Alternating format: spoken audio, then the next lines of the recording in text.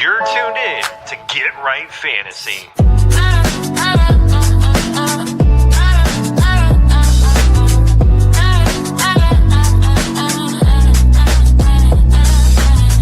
Hey everybody, Adam Rank here. What's up, friends? Daniel Dopp here from the Fantasy Focused Football Podcast over on ESPN. It's Fabs here, Michael Fabiano from Sports Illustrated. You know who you can trust if you've got some questions about your fantasy squad? Want to check out a cool show on YouTube that'll help you get ready for the fantasy football season? Check out the Get Right Fantasy Network. Check out the Get Right Fantasy Network. If you are not subscribed, what are you waiting for? You want to lose your league? Head on over to YouTube. Check out the Get Right Fantasy Network because they're doing everything they can to make you a better fantasy player. You got to get right with the Get Right Fantasy Network.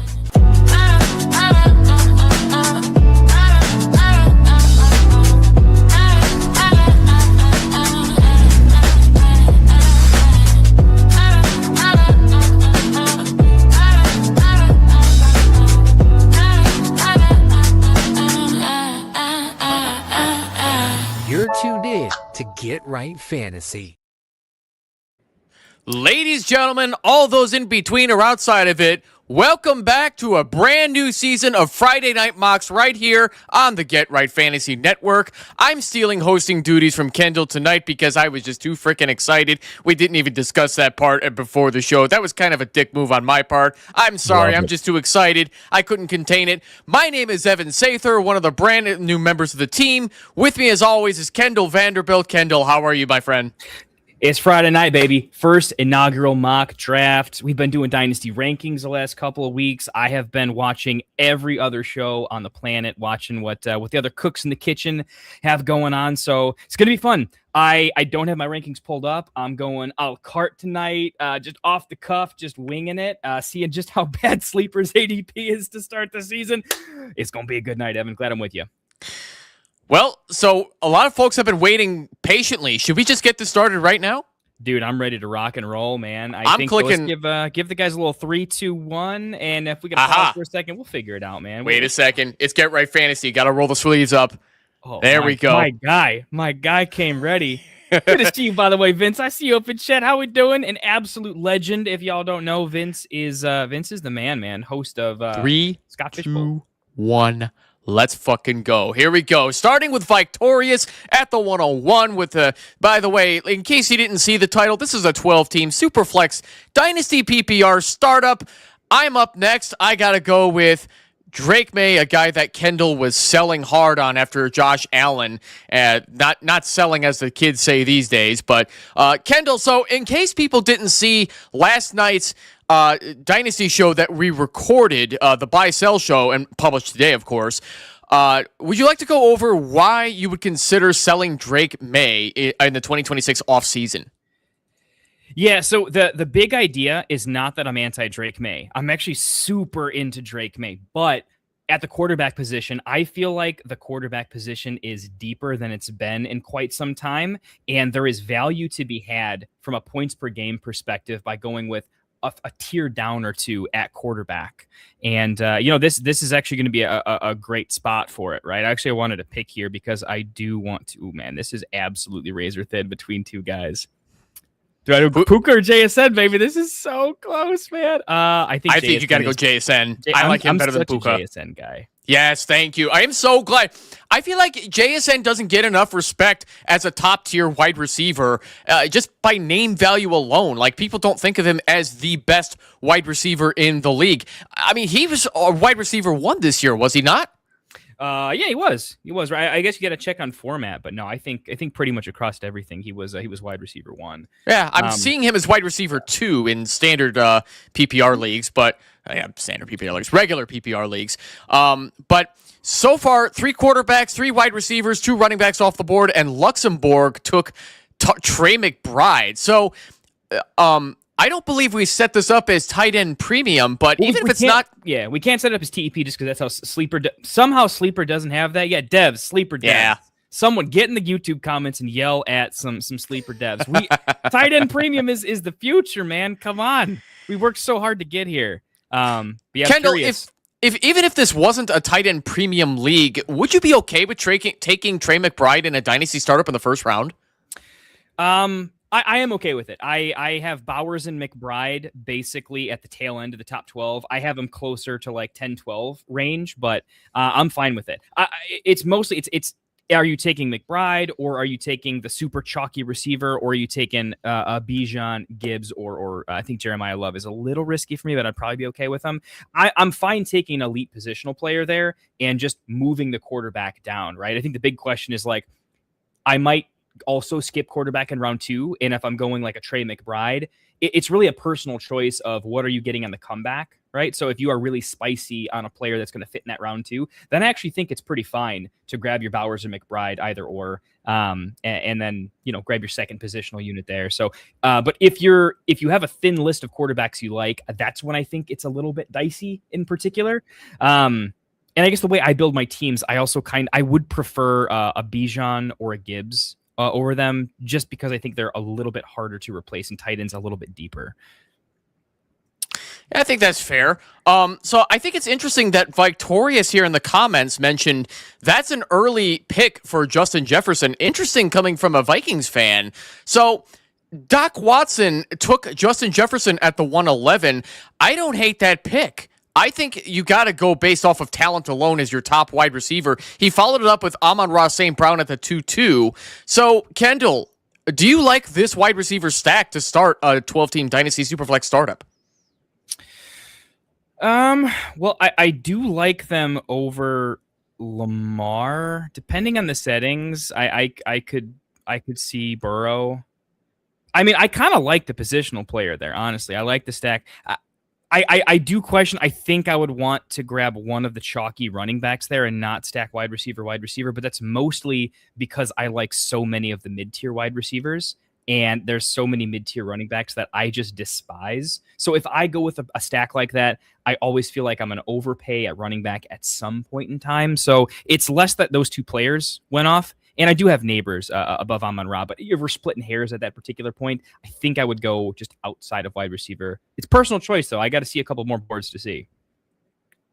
Yep, and guess what I'm about? Oh, fucking goddamn it, breaking ball. I knew he was going to take Caleb. I'm pissed. I wanted to grab Caleb as my second quarterback. I thought about him at 2-6. I really did. I'm going to get spicy here. I'm going to go Jackson Dart here, and I'm probably going to hate myself if this was a real league, because I am actually scared for Jackson Dart's future, because Brian Daboll almost ruined him with getting him in a play style with multiple head injuries. He had one confirmed concussion against our Bears, and now he's got Matt Nagy as his offensive coordinator.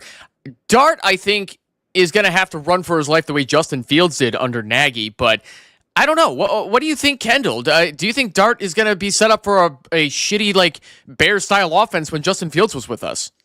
No, I'm pretty into Dart. It's one of the things. Dart had very few weapons. I mean, I love Wandale. Me and Mike are leading the charge for the Wandale fan club here. But realistically, he lost Scadaboo, right? They just didn't have a lot around him, and he still did pretty good. You put a lot of other quarterbacks in his place with what he got, and they would be so much worse. The fact that he did what he did with what he had, tells me I feel pretty good about that, right? It took guys like Trevor Lawrence with plenty of stuff, a lot of steam to get there. I've seen more talented quarterbacks play worse with less. I think it's a good trial by fire for his rookie year. He didn't have stuff handed to him. He had adversity. He had his own injuries to deal with.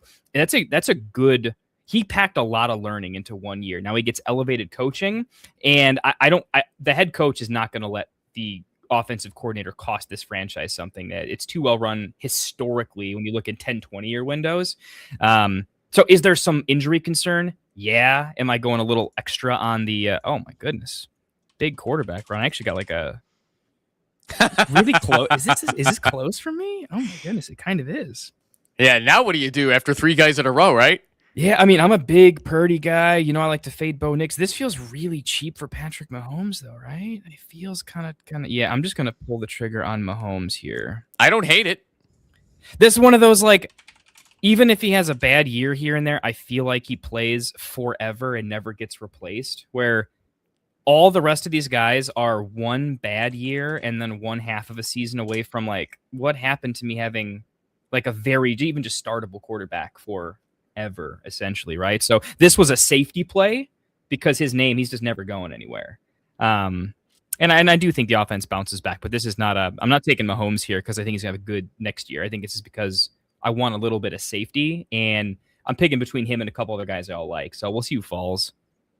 I wanted to point something out that has gone unnoticed until now. Breaking ball, not only did he steal Caleb from me, but he took Mekhi Lemon as his first wide receiver off the board. A rookie out of USC that has not yet been drafted. Do you care about Lemon's landing spot? No. I think it's a solid landing spot. I mean, it's close, like, you know, I think McMillan maybe is going a little bit low, but like in this range, starting with those two quarterbacks, I think it's nice. I mean, there's upside for Lemon to be going a couple picks earlier next year. I do think it's a little aggressive, right? It's risky. I think I want to be the new way I'm playing Dynasty is I'm just being a little more risk averse through the earlier rounds, just because I think I can gain a little bit of an edge in season, in trades, a little bit here and there. It's harder to recover from a swing and a miss risk. So it's not the way I play, but I don't think it's a bad pick. It's in the right range. It's maybe 10 picks above where I would prefer it or so, but that's not far enough to not take a shot. And first rookie mock, or not rookie, first Dynasty mock of the year, I think you want to play with some builds a little bit. So I think we're going to have some spicier rookie picks to see how it feels. ESPN right now, according to their own little formula that they have for calculating rookie grades in the NFL draft, they have Mekhi Lemon as the third best wide receiver behind Jordan Tyson and Carnell Tate out of Arizona State and Ohio State, respectively. What I meant by that, my last question, Kendall, I don't know. We don't know yet who's going to draft Mekhi Lemon. What I meant by landing spot is, do you care what team he lands on that could produce his or maximize his fantasy value? I mean, I certainly care, but I think he's relatively sort of, proof. I mean, do I just take Tate here? Why not? No, dude, I'm going to do it. Yeah, Garrett Wilson. See, I'm still a believer in Garrett Wilson, even though he's a New York Jet. He's proven he can be a top 10 wide receiver. I love that as your second wideout off the board. Yeah, I wasn't ready to take the rookies just yet, right after. I mean, I literally just went on I had to think about it for a second. Like, we're kind of getting to the point where I like Tyson and Tate here. But for me, that pick was probably between, I mean, I like Garrett Wilson there, but I was really thinking Egbuka there. So for me, this pick is Garrett Wilson or Egbuka, essentially. I was taking one of those two, but I do think I need to lay off wide receiver a little bit early. When I reach down the board, there's so many guys that I want a little bit later on that aren't going to come back, as everybody knows. I mean, everyone knows I want Rome extremely badly, and I'm starting a little bit wide receiver heavy, so that might be a little bit tough. I like BTJ a little bit more than a lot of folks do, so I'm probably going to have to be a little less wide receiver crazy earlier on to make some room later on for those guys. So my first observation. Hey, Kendall, guess what? Carnell Tate, baby. Yeah. Dude, we get draft a lot. Yeah, we gotta risk it. I mean, Carnell Tate. I did not watch a lot of Ohio State football, if any seconds of Ohio State football at all. But I mean, from a house that built Garrett Wilson, of course, I'm gonna definitely take Carnell Tate. If this is definitely a dynasty startup. And of course, Victorious takes Tyson off the board as well. Now I'm going to follow that up with a more solid veteran. Do I go? Yeah, fuck it. We're going to go Romo Dunze here. So taking rookies this early in a dynasty startup, Kendall, if you're looking to win now, is that a good idea? Or do you just look to be somebody in a decent draft position where you could start hoarding first and then just keep building on youth? Yeah, I'm a big fan of, I don't really ever draft to win now. I think it's inflexible, and it puts you in a bind where you're just not ready for the bleed, the value bleed that could potentially happen there. So it's not my go-to strategy for sure. I do think as I've played more and more Dynasty, especially in leagues that move quite a bit, because I'm playing very young, very youth heavy, very like, I'm not playing for year one, but I'm saying I'm drafting and I will have to trade into a better contending position to really make it happen. But I will grab like a one-off Devontae Adams or something like that, just purely because I'm planning on selling them to a contender. And I think in the startup, there's a certain point where production gets forgotten about in the draft, and then people, remember, at some point later on. So. I actually wanted to point this out too. John Nickel also complimented your pick of Patrick Mahomes at the 307. Very nice pick. Patrick Mahomes, I could see going later and later in these dynasty startup drafts. I mean, is that really late for him, considering how kind of screwed up ADP is right now? I mean, it's interesting, right? Like, I think he belongs kind of in this pack, right? T-Law's got the age and a little bit more legs to him, right? If anything, I mean, Hurts went quite late too. I mean, I think Hurts would have been a pretty sick value there. I think Mahomes belongs in the Herbert Lawrence tier right now, but I think he's a little bit safer. I'm still taking Herbert right now over Mahomes for the legs. I don't think Mahomes is leaving the third round. I really don't think he climbs into round 2. I think there is a world where he could fall to round 4, but I don't think it goes much higher. Yeah, I think that's absolutely fair as well. So I just wanted to point that one out as well. So far, I don't really see any major surprises aside from taking rookies earlier than but then again, like these are projected to be first round, second round rookies that you're probably going to want to grab in like the third, fourth, and fifth rounds at this point to build out your dynasty team. It's been years since I've done like a real dynasty startup, so it's a little different for me. But I want to point out construction done so far by Vince Mapstone, my favorite Aussie from down under. Started with quarterbacks, goes Chase Brown, Josh Jacobs. He goes for some solid veterans that I think a lot of people are down on, considering what happened to them last year, or just how just the hive mind in general just doesn't view them as highly. Would you be happy with a start like this in Vince's spot? Would I be happy with it? I mean, he's set up to win right now, in my opinion. It's not necessarily the way I like to draft. Jacobs is a particular pick. I mean, it's balanced, right? I don't see anything wrong with it. I think that he got stuck with some pretty tough spots, in my opinion.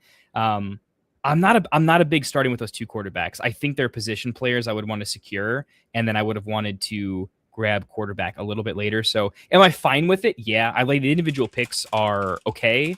Outside of maybe Jacobs for me. I think it's a good start. I think he got sniped in a couple of spots. I would really just change the Jacobs pick, and we're selling Chase Brown, right? So not my personal style, but I'm not going to knock it for the build quality.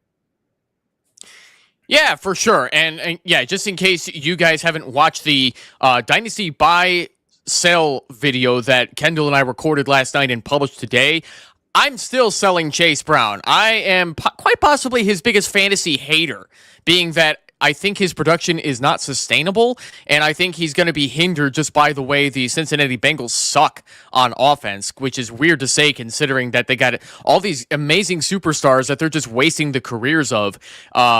It was in 2021 when they made it to the Super Bowl because the Brown family actually paid their defense. And then when they cheaped out on the defense, all of a sudden the Bengals are back to being a barely floating at 500 style team.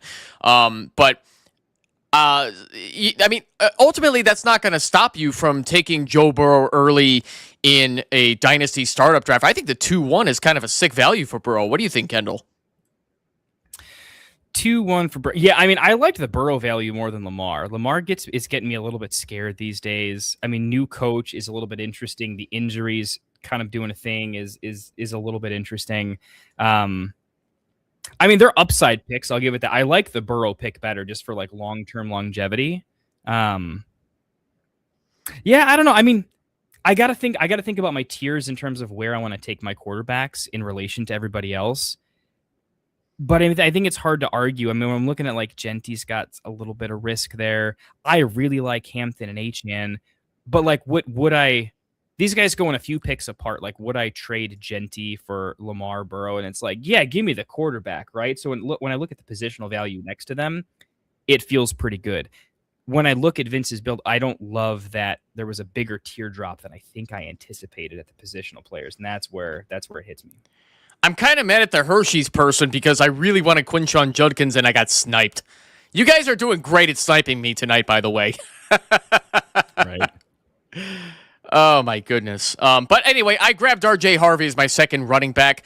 I was not big on R.J. Harvey in his rookie year, as I was worried that he was just going to become like the next Javonte Williams, where he was just going to underperform and stink up the joint. But that was until Javonte Williams joins the Cowboys, and then all of a sudden, he gets really good with the volume that he got fed in a much more functional offense. So, at this point, does R.J. Harvey have any reason to do worse than he did in the second half of his rookie year?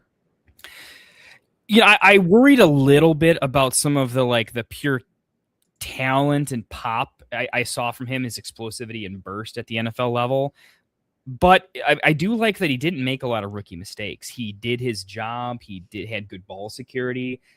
He was very effective on third down, not just catching a lot of passes, but catching some touchdowns as well. So I think he secured a pretty strong role. I do want to see a little bit more in the running game in general, like his actual run. I feel like if his touches come down a little bit, he could be known more as a shared backfield, but probably the guy for a lot of the high leverage touches. The thing that I like about RJ Harvey is even if he's not like amazing, I think he's got a really nice role on a nice team and a pass catching role on a team that is probably losing pass catching weapons versus gaining them.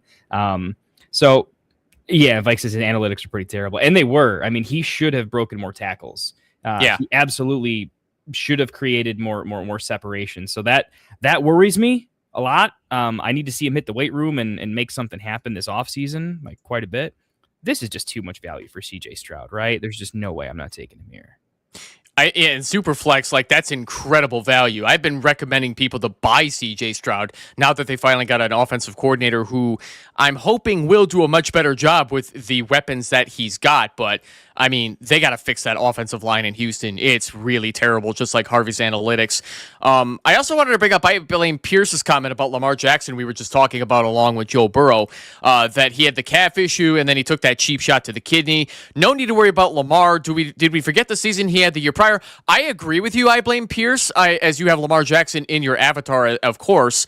I've been really angry at all of the Lamar hater comments, acting like he's this bad quarterback, I say in air quotes, and that he can't get it done when he had a 41-4 touchdown to interception ratio in 2024. Now, I mean, granted that was, the season before and not last season. It's shown that Lamar Jackson absolutely can perform with the right coaching staff. And now he's got Jesse Minter as his head coach, and I forgot the offensive coordinator that they hired. But, I mean, thank goodness it's not Greg Roman anymore, right? Yeah, oh my goodness. Amen to that. You are not wrong there. Man, I even hate it's just the name in and of itself. That is brutal. This is crazy. I'm going way down the board. I'm like, I need to get some people starred here. I'm so unprepared to like this ADP is absolutely outrageous. It's already throwing you off that you're getting 40, 50 picks down the board in the rankings and realizing, oh, there's guys down there. There's some guys left. I should have known the Ravens hired DeClan Doyle. He was our offensive coordinator on the Bears last year. Oh yeah, I remember seeing that in the news feed too, and thinking like, ooh, this is some fun stuff. Like the Bears coaching staff has never been like a top tier acquisition before, so it's kind of fun. Normally it's the opposite. Normally it's oh man, we got Lazar and this and that. That's pretty fun. I might have to be a Lamar truther just because the Bears energy is going to rub off on him, right? Yeah, and then I blame Pierce also mentioned the Joe Lombardi on the offensive staff as well. I think that's another good hire that the Ravens got too. Yeah, I think so too. I think we had some underrated folks on our staff, to be honest, and they got to pop a little bit once we had a just a better organizational leader at the helm that kind of allowed them to shine a little bit. So, and good for them, right? Being attached to the Bears was not exactly a career maker for a while there. And it all came together, and good for them. I'm happy to see him doing well in other spots, right? Most definitely. So, This has been an interesting mix of rookies and veterans where I don't know if you can go wrong with either way, but T. Hummel ended up picking Travis Hunter as his fourth wide receiver, which I think is now super risky as we're starting to see some rumors that Hunter's going to be playing more cornerback than wide receiver. I'm worried Travis Hunter is going to be just like this gadget guy that's not going to be fantasy relevant anymore. Kendall, are you believing in these rumors right now, or have you heard any different? I don't want to believe him. I mean, let's put it that way. I certainly don't want to believe him. Look, do I think it's easier for him to get on the field with their offensive weapons? That when he plays on offense, somebody good is sitting. Someone very, very good is sitting. Like, are we forgetting Parker Washington? I wish I hadn't said that because I want to draft him at some point here. Look at how he ended his season. He was, and I did not like Parker Washington. I pretty much I was wrong on him every single week for a long time until I'm like, okay, all right, you did it to me. I'm there now. I do think it's going to be tougher for him to get on the field. He's still more talented than a lot of guys on the field, though, right? Like, I like Jacoby Myers. Travis Hunter is more talented. He's just not quite as NFL smart and savvy, and that athleticism combo is gonna flip flop, right? If that happened next year, if Jacoby loses one step and Travis gains it, that's enough. If Parker Washington, I don't actually know his contract situation, but there's a lot of paths to the first half of the year being bad for Travis. And then all of a sudden it's Dynasty. We play in long windows. I can see him coming back and having the role I thought he would have, which is he's going to play a lot of defense, but he's also going to be like an Isaac Tesla. He's going to have some high leverage stuff, and he's going to run some JSN deep stuff. And overall, I've cooled quite a bit on Travis Hunter. Like, I've just cooled off a lot. The team signed too many good players, and it started to work when he was injured. That doesn't feel good, right? You know, from a coaching standpoint, you got to take that into account. And you know what he's taking him in the 8th, right? There's a couple guys I would still take over him that are just way safer. But if he hits, like, it's pretty nice when he hits. At this point, I just think his upside is a little bit capped. So I would have taken Pearsall over him, but once we start getting to like the 8-10, maybe, if I took all of my picks, yeah, I'm taking him at least by the turn. I'm not letting him pass there, I don't think. I was for sure taking Pitts over him, but I'm not seeing many guys that I feel great about left on the board that I want over him. Yeah, no, there's really not a lot of choices at that point. I mean, we're starting to get into almost a double-digit rounds. We're starting to get into the nitty-gritty of depth, and you have to really think about who to get at this point. Do you start taking chances on rookies? Do you go after a Shedeur Sanders like I just did, which makes me want to vomit if this was a real league? But I needed a third quarterback at some point, and like I was saying on the Dynasty buy-sell show last night, I don't believe Sanders is losing that starting job, because I'd be very surprised if Deshaun Watson can ever suit up again for the Cleveland Browns, considering the 2 Achilles tears he had within a 90-day span. I don't know if this guy's going to be NFL ready ever again. Like, they paid him all that money, so they have to keep him on the roster, but I don't see how he's beating Sanders as the starting quarterback at this point. Yeah, I honestly, I can't disagree with that too much. Ooh, I'm curious what you think about that, man. Kyler Victoria says the Kyler disrespect has gone too far if he's going behind Sanders. I do not agree with that. I think Kyler Murray is going exactly where he deserves at this point in his career, considering how he has not gotten better than the low-end QB2 value he was putting up before the foot injury. And the Arizona Cardinals did not rush to bring him back. They were doing everything they could to say, you know what, your foot hurts. We're going to use that as the excuse to keep you out because Jacoby Brissett plays better than you, so fuck you, Kyler. They're going to figure out how to probably trade him this coming offseason. But Kyler Murray, you know, I was actually talking with my younger brother about this before the show tonight. Wouldn't it be some shit if Kyler Murray got traded to the Raiders and then the Cardinals end up drafting Fernando Mendoza? Dude, that's okay. That is pretty spicy. I hadn't actually considered that combination, but that's they would have to trade Max Crosby first to do it because Kyler's really expensive. But it seems to me the Raiders are pretty set on Fernando Mendoza based on everything we've heard and read, right? Yeah, I mean, it sounds like right now that, at least from what I've heard from some inner circles, that Brady wants him. Brady's not a fan of the tiny quarterback, He thinks size is pretty big deal. And Mendoza is that stereotypical, like he's got that size, right? He can make some things happen just by being tall, right? Now, it's so many of these smaller quarterbacks that have a lot of talent just don't translate. So I'm in on, I drafted him. I'm in on Mendoza, but I don't think there really is a haul realistically that's going to fix it. You could put 100 players on that team until they get like an adult at quarterback. The rest of the team just doesn't even care, right? You need a champion that's going to make everyone else 5% better. And Mendoza had the right college coaching, the right attitude. There's an X factor to drafting him. It's almost like you're adding to your coaching staff. It's an efficient play, and that's why there's not really an amount of draft picks I think that's going to take to get it done. He's going to stay. Definitely. John Nickel also brings up a good question. Do we think, is it going to be Kyler Murray or Tua Tagovailoa to find a way to start next year if they are cut or traded from their respective teams? Honestly, I would bank more on Tua than Kyler. I don't have any firm reasoning behind that aside from vibes, because I think Tua more or less, Tua turned the ball over, but Kyler Murray is a big interception thrower too.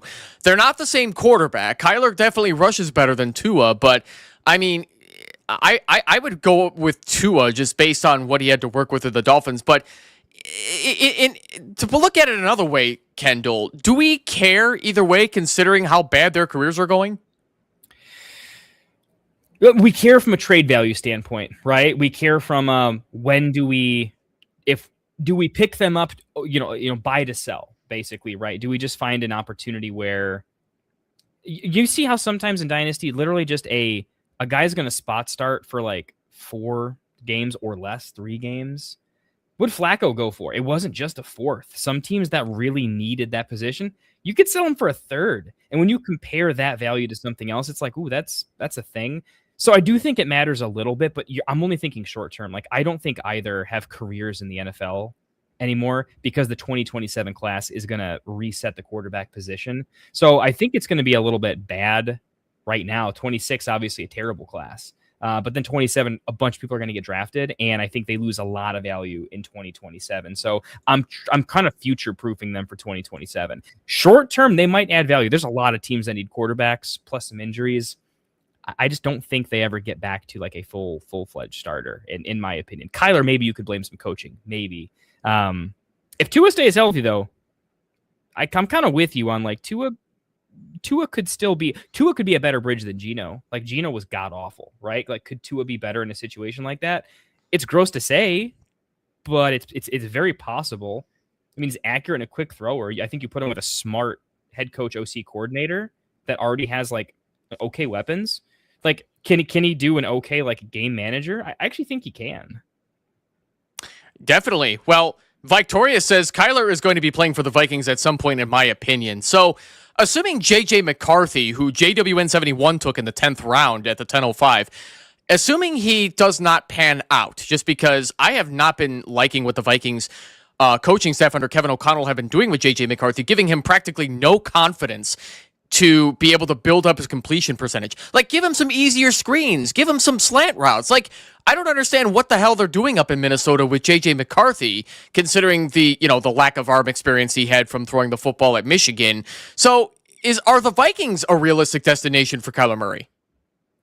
I don't think so. And here's why. Like, they just swung and missed in the draft. It was bad luck. It was just kind of a bad everything, right? Kyler's got some stink on him, and he's not coachable. So are you going to take someone could say like, oh, Kevin O'Connell's a quarterback whisperer. He'll make Kyler work. On the opposite side, you could say, are you going to make Kevin O'Connell look bad by giving him an impossible prospect that probably wants to play esports? Like, I just don't know if you ruin, and if it goes bad, like if it goes bad with Kyler, you all of a sudden sound like the Atlanta Falcons, right? Like, just can't get it right. No plan, no direction, get an adult in the room. Kyler to me feels like, dude, you guys never had a plan. You're just throwing out ideas, right? I want something more structured, and Kyler's too risky, plus not long-term thinking. I don't like it. Yeah, but I mean, when you think about it, that kind of is the Minnesota Vikings in a nutshell when they have to panic. But I mean, they did move on from their general manager, who, boy, did he swing and miss on so many draft picks. I can't pronounce his name, but he already got hired. I think he already got hired by another team. It begins with the letter A. I can't remember the old GM's name, but I don't know. I mean, I guess we could see Kyler maybe going to the Vikings with it not making sense. What else doesn't make sense to I blame Pierce is the Michael Pittman Jr. disrespect continuing. Michael Pittman got taken at the 10:08 after Alec Pierce. How do you take Alec Pierce before Michael Pittman, being that you took Pierce, Kendall? Dude, I love Alec Pierce so much, man. I'm so in on Alec Pierce. Like, that's news to me. Wow. Alec Pierce made Anthony Richardson look good. Find me another player that can do that. I mean, seriously, name one. Give me one that can do that, right? There are very, very few people. Wow, there are so many freaking wide receivers I need to take. I'm just not going to have a single running back. I won't do it. I might not draft another running back. Are you going 0 RB in this Dynasty startup? Well, I went early. I pulled the trigger on Achane in 2, and then I was really happy with Brees in 6. And there's like 2 running backs that I can tolerate left. So I might buy one when they don't do anything. You're gonna say I'm gonna hit my run later on of all of my like RB 4-5s that I still kind of have some faith in, but like the Tracy, the Dowdles, I can never get behind the like.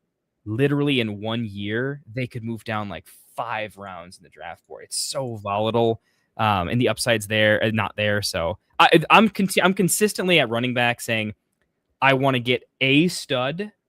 I don't need 2, but I want a concrete, definitive. I know what's good, and then I want to take lots and lots and lots of shots at guys that can just mix in throughout the season. I'll solve my RB2 in-season type of play and then load up everywhere else. A lot of people go 0 RB. I'm never going back to 0 RB. Solving RB1 and 2 is just, you're always going to overpay, in my opinion. So I'm at least hero RB, and I'm kind of been leaning to like, if I draft 2 stable RBs, if one of them gets injured, I'll just not win that year and I'll sell, and that's fine. But if they stay healthy, your guys are in trouble. That's kind of my theory. Yeah, I would kind of agree with that theory as well. I mean, I wouldn't avoid Michael Pittman underneath Alec Pierce, but I mean, I am going a lot more veteran.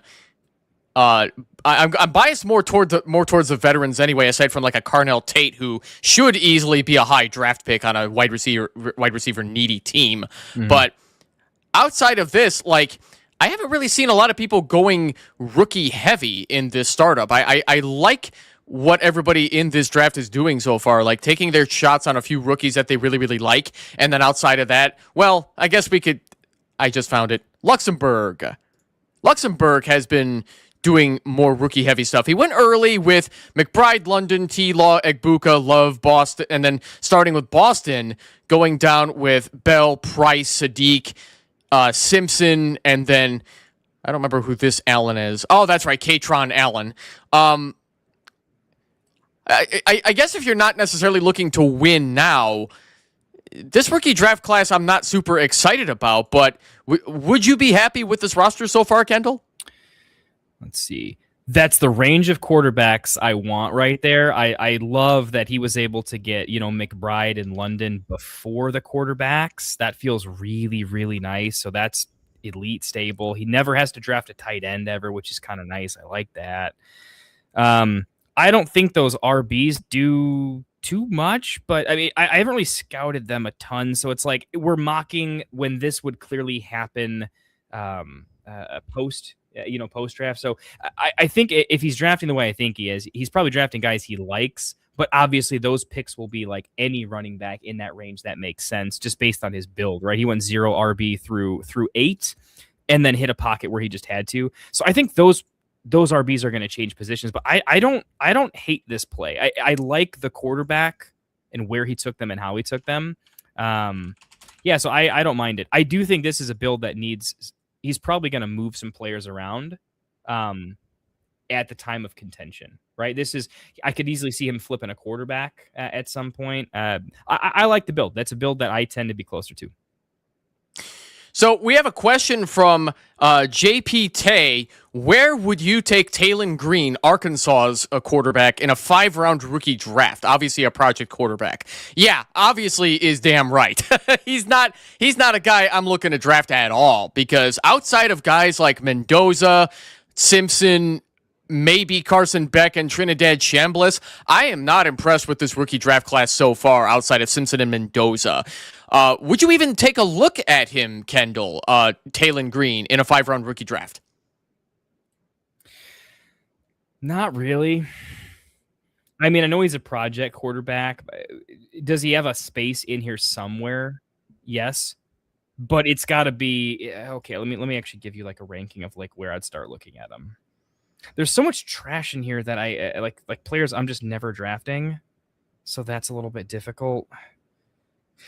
I can bring it up at some point, but he's not going in the first 15 rounds. Like this has to be like a last round or two. And the reason for me is most of my teams that I load up on players, unless the roster spots allow for just too many roster spots, I feel like there's so many worlds where he's actually off my roster before he has a chance to do anything. And so I actually think there's a good chance that I would rather use that roster spot for somebody else and pick him up later on. I guess that's the way I'm thinking. I haven't historically liked those super deep shots at quarterback. I feel like even when they get a little bit of a spot, they get replaced even when they get a little something. So if I had to say anything, I think I'm fading that. But if it's a pet pick, go for it. I would want to draft him more, Evan, if there was a chance that he gains a lot of hype. I would want it to be from a school that has a hefty fan base, somebody that's got some personality and pop, going to make social media. We don't necessarily know if he's going to get a lot of that. And I think all of his hype might get faded out as soon as the 27 class hits. So I'm fading project quarterbacks until 2028 is probably my best answer. Yeah, I'm all in on fading Taylon Green. I wouldn't even if it's a SuperFlex league, yeah, you might have to take a look at him, but I'm not banking on anything from Arkansas's former starting quarterback. I wasn't even that impressed with his numbers in his final year. 2,714 passing yards, 8.3 yards per attempt, 60.7 completion percentage, and a 19 to 11 touchdown interception ratio. Yeah, nah, I'm out. I don't want anything to do with Taylon Green. Depremere also says, if good running backs stay healthy, they represent the best path to consistently being competitive. Had a startup in 2020 where a guy drafted Henry and Taylor, and he's been competitive every year and won twice. Yeah, I don't hate going veteran running back and veteran running back if you want to win now, because it's those stud running backs that are going to make the difference. No matter how hard you want to go zero RB or how you want to load up at another position, you need at least a hero running back. And having two of them like this, love it. Absolutely love it. Even in 2026, I still love it. Yeah, I definitely agree there too. Man, it's tough when you only got the 5 bench spots and you're like, oh, but I want to keep taking more players, man. Oh, man. So Victorious is wondering, you're not taking Tyjae Spears here? Honestly, once I get to this range, I really rely on me having sorted all my players by a watch list and queued up. And 30-second picks are pretty brutal. You got to go with what you see, right? So I'll totally admit Gainwell was the last pick. I was like, oh yeah, that makes sense. I wanted to start taking a running back or two at 14 and 15. Just the way I had it sorted was like, oops, I'm taking McMillan here. Yeah, Spears would have absolutely been in contention. I tell you, I like Isaiah Davis, Braylon Allen more than Spears, just to like take over a little bit. I like Caleb Johnson was actually who I really probably should have taken at that spot. That could be pretty interesting. But I've got Gainwell. If I could have doubled him up, actually, that could have been pretty good in 14. I like Spears. I want to take him later, though. I don't like the Titans. I don't like Cam Ward. I think they need a lot of help. I am a Spears guy, but I would want it a little bit later. Yeah, and you took Jalen McMillan over Tyjae Spears. I mean, I would much rather bank on McMillan over a Tyjae Spears, where we were just talking about this last night on the Dynasty Buy-Sell show. Tyjae Spears, with the injuries that he's had, has pretty much limited whatever upside he had remaining to be anything worthwhile on the Tennessee Titans. And with this new coaching regime, they have no reason to even be loyal to somebody like a Tyjae Spears. I think they're going to definitely look to draft a running back and clean up that backfield, being that Tony Pollard is not their long-term answer for the Titans. He was a holdover after they let go of Derrick Henry to go sign with the Ravens in free agency, which I still can't believe that organization let him do that. What a bunch of idiots. Right? I'm with you on that one, man. And speaking of running backs who are out the door, Rico Dowdle is probably not coming back to the Carolina Panthers. Chuba Hubbard probably went too low in this draft. I don't even know where Chuba went, actually. I'm trying to... 14-8. He went after McMillan. Wow. Yeah. Holy fuck. I just noticed that now. Yep. Yeah, no, that's an amazing value pick before Caleb Johnson. I Blame Pierce also mentions Caleb Johnson I like more this upcoming year. Arthur Blank, Mike Tomlin, and the old Steelers regime hated this rookie. Yeah, honestly, I agree. I thought they were a little too harsh on a guy who needed more time to develop in the NFL. He was a third-round draft pick. I think Caleb Johnson went to Iowa, if I'm not mistaken. Caleb Johnson, I mean, we had a lot of people in the fantasy football world during the 2025 NFL season who were like, oh, get ready to sell insurance, Caleb Johnson. And it's like, hey, yo, can we take it down a few notches? He's a rookie. He needs time to get acquainted with the NFL level. Not all running backs hit right away. Sometimes there are those players that we're just wrong about, not limited to like Geno Smith and Super Bowl champion Sam Darnold. Am I right? Like Caleb Johnson, does he get a better shot with this new coaching regime in Pittsburgh? I mean, I don't love the coaching regime in Pittsburgh, but I do think Caleb Johnson is going to be fine. I think he's talented. I mean, he had just the worst luck I've ever seen. Why you have I could echo what we're all thinking, right? The point is, I do still worry about that coaching staff a little bit. I think the team's not very good, so that correlates really poorly with the running back position. I don't love him next year. I love him in 2027 when I think he'll get a better shot. But I think he gets on the field this year, and I think he's more talented than the running backs on the field. We'll see about coaching. I'm in between on Caleb. I should be spicy on him. I'm tempering my own expectations just because it's running back. I never want to be too spicy on like, I'm going to nail this running back. I haven't been that way since like Chase Brown when he was free. But we'll see. Tentative. Yeah, I would say Caleb Johnson is a perfectly fine 15th round pick in the very last round if you need to take a shot on a running back who could be fantasy relevant at some point. Rafi Bomb 69. Hey, just getting on the stream, broskies, at bowling, LOL. Some pretty nice startup teams. My first actual startup draft. We love to see it, Rafi. And I think he did really well for a first startup draft, getting a nice, healthy mix of rookies in with some veterans. Still believing in Juwan Jennings, which is a bit of a shock to me. But in the 10th round, do you really hate that pick? And then grabbing Mac Jones as a third quarterback who, for whatever reason, could see some relevance in a Superflex league. So let's take a look at Rafi 69 Bomb's team, though, Kendall. Starting from at least the first 10 rounds, what do you think? What do I think through 10? Going with the spicy pick on Genty, I'll just throw it. I'm definitely a Hampton and Achane over Genty, unfortunately. But it's close. I do like... Again, we got no QBs through 6. That's kind of the style I want to play. I want to go mid-tier quarterbacks for the most part. These are risky, though. I don't love Bryce Young as my second quarterback. That feels that feels pretty spicy. I do think there's what was he hoping came back? Like, I don't love that Bryce Young's QB2. I think that's the biggest thing that sets this team up. Is Bryce Young hits a really bad year, I think we're gonna have to overpay. So I think we rework that a little bit. But where we got Tet, fantastic. I think me and you are pretty in on Lad McConkey.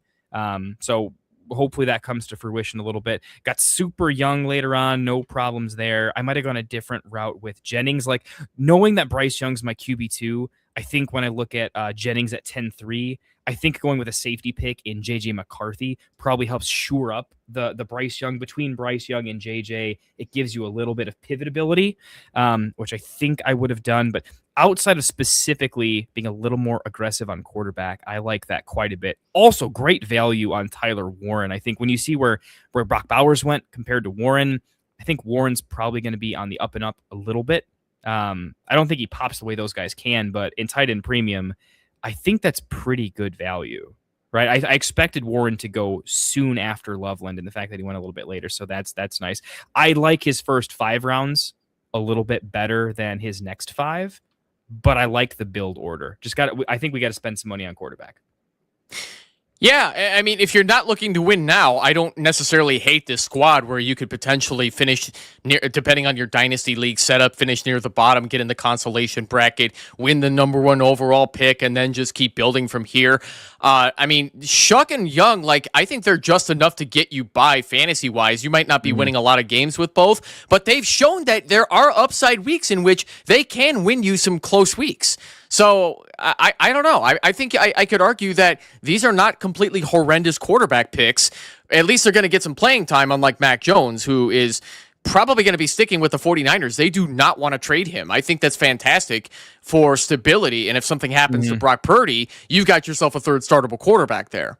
Yeah, I mean, I like that a lot too, right? It solves it later on, right? I mean, Troy Franklin was such a chalky pick. I thought about it there, but potentially going Brissett over Troy, like adding just one more layer to it. There's a couple pick order things there. But again, none of the picks look bad. I think Tyler Algier in 12 was a great pick, like really, really good pick. He could go somewhere and be better than J.K. Dobbins, like right away without the injury history, right? If you see how some people go, yeah, that could hit in a pretty good. If you think David Montgomery sliding in as RB2 behind Gibbs, what was effective, watch what Tyler Algier can do when he's not behind Bijan. Like literally anybody but Bijan.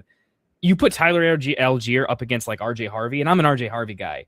I don't think that goes well for RJ Harvey based on what I've seen for Tyler Algier. So that seemed like a pretty nice pick to me. And Shook in the 6th, by the way. The reason I took Mendoza in the 5th is because I was like, for sure, I want at least Mendoza or Shook, and I thought they'd both be gone. But I was almost considering Shook at the 5th there. So love the Shook pick. I mean, he scores with his legs, man. He's kind of a cheat code. I think the Saints have so many issues. Like they're just not drafting a quarterback for a minute. It's not happening till 2028 minimum, and that might not be a good class. So I think Shook is going to rise up boards pretty fast. Like you could see where Purdy is right now. Like Shuck, I think, is going to be a poor man's Purdy, but he could climb up a little bit.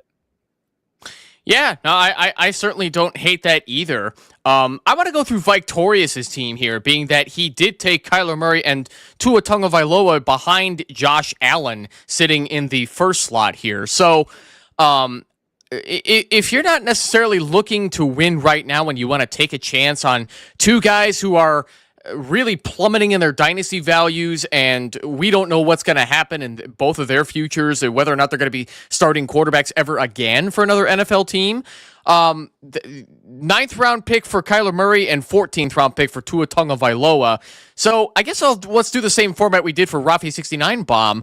First 10 rounds, being that I think the first 10 rounds are going to matter most, being that there's 5 bench. What do you think of Victorious's team, Kendall? I like it. I like it. There's it's tough when you're grading dynasty startups, right? Because specifically there's what do I think about how the team will perform long-term from a value perspective. And there's also like based on how I drafted my own draft theory, how does that kind of work out, right? Christian McCaffrey is not really on my board as like draftable. I'll always find somebody I want ahead of him because I think he's going to be great next year too. But I want 10 years of value, not 3. But I like the pick order. I think Scadaboo and Kyron were just nice values. They fit a tier for me where it's like they are a lot better than who goes next. Like ETN and the rest of those guys next. I think Kyron and Scat are like significantly higher tiers. So he found the sweet spot on when to grab them, and then has this really nice pocket of wide receiver value where if you just have enough of them, he's going to be able to rotate through that. Whoever's hot, who is ever having it's just pure hot hand at wide receiver. So the build order worked out really, really nicely for him. I actually like the way this turned out. I think he's basically where it all falls off the trade is what if QB 2 and 3 like aren't playable, right? Then we gotta flex we got to super flex a flex player. So the crazy thing is his roster might be deep enough to like pull that off for a little bit, if that makes sense. My only real challenge is in the next 10. I don't like the first tight end being Theo in 13. I think that's probably it. I think I would have preferred a better tight end somewhere in that wide receiver mix potentially for a little more stability. I actually wanted to back up a little bit because you brought up a great point, Kendall. If you have to start another position in the Superflex slot, that's not necessarily the end of the world. A lot of people get stuck on quarterback because 9 times out of 10, you're going to stick a second quarterback in there because they have the highest chance of getting to 20 fantasy points, unlike the rest of your bench and depth and whatnot. But even if you don't get to 20 fantasy points, that's not necessarily poison for your team, right? I don't think it is. I have 2 dynasty teams where I definitely made the choice. In this particular instance, this was I got rid of Bryce Young and I was basically down to 2 startable quarterbacks. That's it. And outside of bye weeks, there was even a little bit of injury here and there because Purdy was one of my quarterbacks. So I had like Trevor Lawrence, and that was it. Absolutely it. There's almost a day I didn't have any quarterbacks at all. I ended up getting second place in that league, and I have a young team, not a win now team. It all worked. That's the team I was telling you about the other day when we did our stream yesterday, our pre-recorded, was where I didn't care about bye weeks because the stability of my wide receiver core, along with RBs that were good through RB3. Right? Like infinite rotation. So bye weeks weren't a thing. I crushed the middle of the year. And by the time the playoffs came in, it didn't matter what happened. I could always play the hot hand or the matchup all the way through the end of the year. And I did not miss having a rotational QB3. I didn't miss that my QB2 was occasionally not playable at all. I really didn't miss it. So I think if you have to draft a certain way for it, but I think you can make it happen. And when you're going to do it, having Allen at the 101, like that's the build to do it, is when you have ultimate stability at QB1. That's when you pull it off. So good. I like it. Let's do one more team here before I got to transition off and we bring in Classic Mike for the second draft. I blame Pierce. Let's take a look at his team and go through and through here. So started with Bijan, CeeDee Lamb, Jalen Hurts, Travion Henderson, Brian Thomas Jr., Jalen Waddle, Travis Etienne, Derrick Henry, Michael Penix, Michael Pittman as his first 10 picks. I love this team, actually, of the way that it starts. And then we get into the depth here. Gadsden and Andrews are his tight ends. You have Godwin, Hubbard, and Caleb. I think this is fantastic depth for a win-now team. Do you have any other reason not to believe this, Kendall? I mean, this is interesting. This is one of those, like, Penix, if he just gets a little bit better and is just the guy for the next 5 years, like, if he's startable. If Penix is not out of the league, I really like this one. I really, really like this one a lot. I mean, yeah, Derrick Henry might be done in a year, but you look at the other guys around him, like, this is probably the best core of, like, I think this team could win right now, and I also think this team could sell off its best pieces to contenders and be set up really good for year 2. Like, this has a really nice runway, easy plan, relatively simplistic choices, value throughout. Chuba, amazing value. Johnson, amazing value. Gadsden at 11.5 for me. I think that's really, really good value. So I'm just liking a lot of the build quality. BTJ is a value pick for me. Waddle's scary, but I'm fine with it. And I think some people will hate on the Bijan at 105. I'm absolutely fine with it. I'm a big fan of. I maybe would have gone less RB heavy because I have Bijan at 1.5. I think you can throw away Etienne or Henry to maybe do something else there potentially, maybe quarterback there. Because if you're telling me, like, could I draft an RB in the 15th round and take a quarterback here and solidify? Like, if you flip Henry or Etienne with Chuba or Caleb Johnson, pretend they don't exist, I would have preferred that build. Like, if I have to nitpick and say a slight improvement, compare the running backs at 7 and 8 to what you can still get in rounds 13 and 14. It's actually not as bad of a drop-off long-term value as I think I'm realizing. And so that's the only change I'd make. But overall, I love the build. Value everywhere. Individual picks are better and good structure. I mean, Hurts in the third is his QB. That used to be a top 5 pick, right? So if things swing back with the way the pendulum works a little bit, if BTJ goes in round 2 next year after this comeback, there's so many ways this team can win. And I like buying lottery tickets that like that. You know what else is on I Blame Pierce's team? No rookies. So if you're looking to win now and you want to just say, fuck this year's draft class, I'm going to either trade for somebody later in the season or I'm just going to wait for the 2027 class. How do you like that strategy if this were a real Dynasty startup? I'm fine with it. I'm very fine with it. I think with rookies right now, generally the rookie hype during draft season is more than it's been in quite some time, right? But I then think that unless an entire class pops, they tend to be somewhat cheaper later on than the startup cost in most places. So I like buying the rookies a little bit later on if you can for cheaper picks. So I'm pretty fine with it at this point in time. I'd want to take a stab here or two, partly for fun, partly for a mini skills competition with yourself, like, kind of cold shot, right? And it gives yourself probably the most upside to really hit. But I think when you get in the middle of the year, there's so many tickets to sell to other teams because they're going to produce, they're a known commodity. The trade value this team's going to have if it doesn't make the playoffs or gets injured is pretty obscene. And then it's going to draft a lot of picks in the 27 class, which we like a lot better than the 26 class. So I like the strategy. Yeah, I think I do too. I think it's pretty phenomenal here. So in case you guys haven't seen the chat, we are going to get the second startup draft going right away. There are 2 seats left. Kendall, maybe you can confirm this if that's still the case. Let me take a quick peek here. Yeah, I got we need the 102 and pick 7, and we are good to go. 2 and 7. I was making sure I'm in this draft too. Yeah, okay, yeah. We need 2 and 7. We need 2 people, and we'll be ready to go. I'm looking forward to this too, man. Because now actually, I said at the intro, I don't have anybody queued. I don't have anybody starred. It's going to be an interesting little race to see how I can figure out Sleeper's ADP. So I think my second mock will be a little better than my first. Evan, in close though, how'd you feel about your team? How'd you feel about my team? Just real quick. Yeah, so before we bring on Mike and then I sign off for the night, I was just kind of fucking around. I'm going to be honest. Like I was kind of loosely following ADP and trying to avoid most rookies as well. I was willing to take a shot on Carnell Tate because he's expected to be pretty damn good coming out of Ohio State.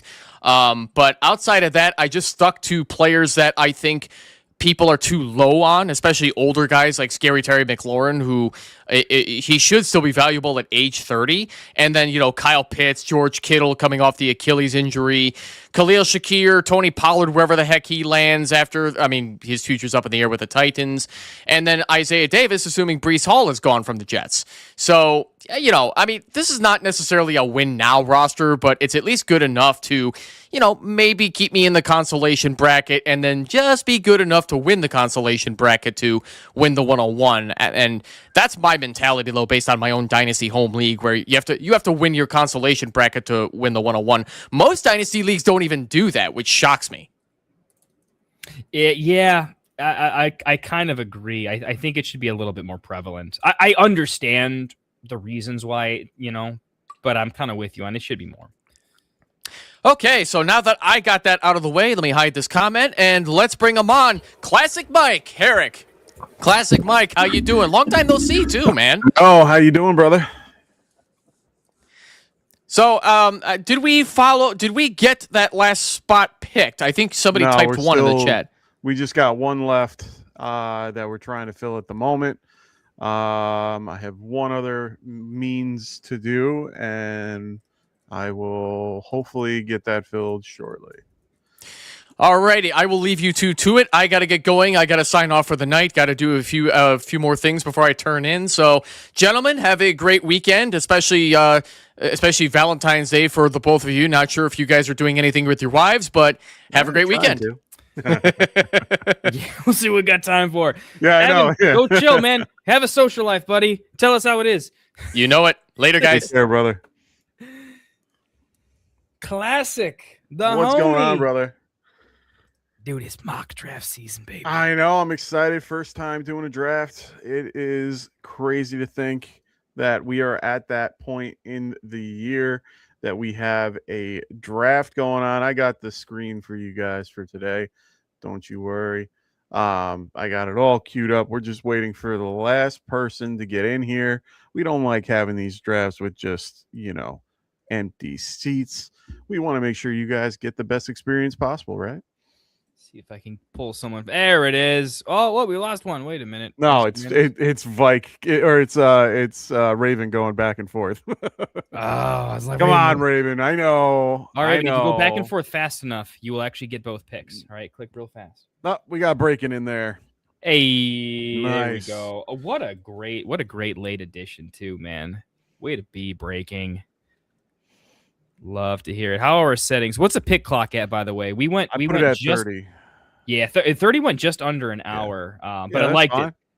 I didn't auto we're- pick, but we were real close. Everyone we're was picking at like staying- 2 seconds. We're doing 2 wide receiver, 2 flex. 3 wide. Get it 3 wide. 3 wide. That's my bad. Okay.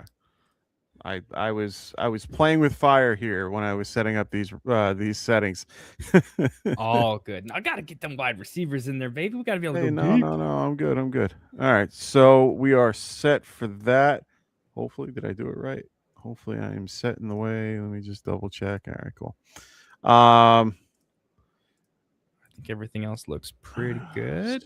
Sorry. Appreciate all of you guys hanging out with us in chat. By the way, drafting with us tonight, we certainly appreciate it. It's good. It's just good to draft. It's good to get back to the draft community and hang with you boys. So that's nice. Yes, it is, and I'm excited to be back. It is one of those things where me and Kendall have been dealing with our family lives, making sure we are all good. We got Adam Watt back. Glad to have you back there, Amber Watt. Really do appreciate it. I'm in the house today, as Rafi is saying in the chat. I think we got everybody, so let's get this fucking thing started, right? So I think it's about that time. Should we give them a little countdown? 3. Nah. Come on. These things are annoying. All right, boys and girls. Dupree, start us off there, my friend. Yeah, dude, Def is such an abs. By the way, if any of you guys are looking to join a league, we're not sponsored by pretty much. Well, we do have some sponsors, but in terms of the leagues and the mocks and whatnot, I was gonna say Underdog. I'm not no slander to you or Trophy Smack over here, but outside of that, we don't have any league sponsors. Dep Premier is an amazing league runner. I don't know how many. I know one of the leagues I'm in is titled 083. So that this he commissions at least 83.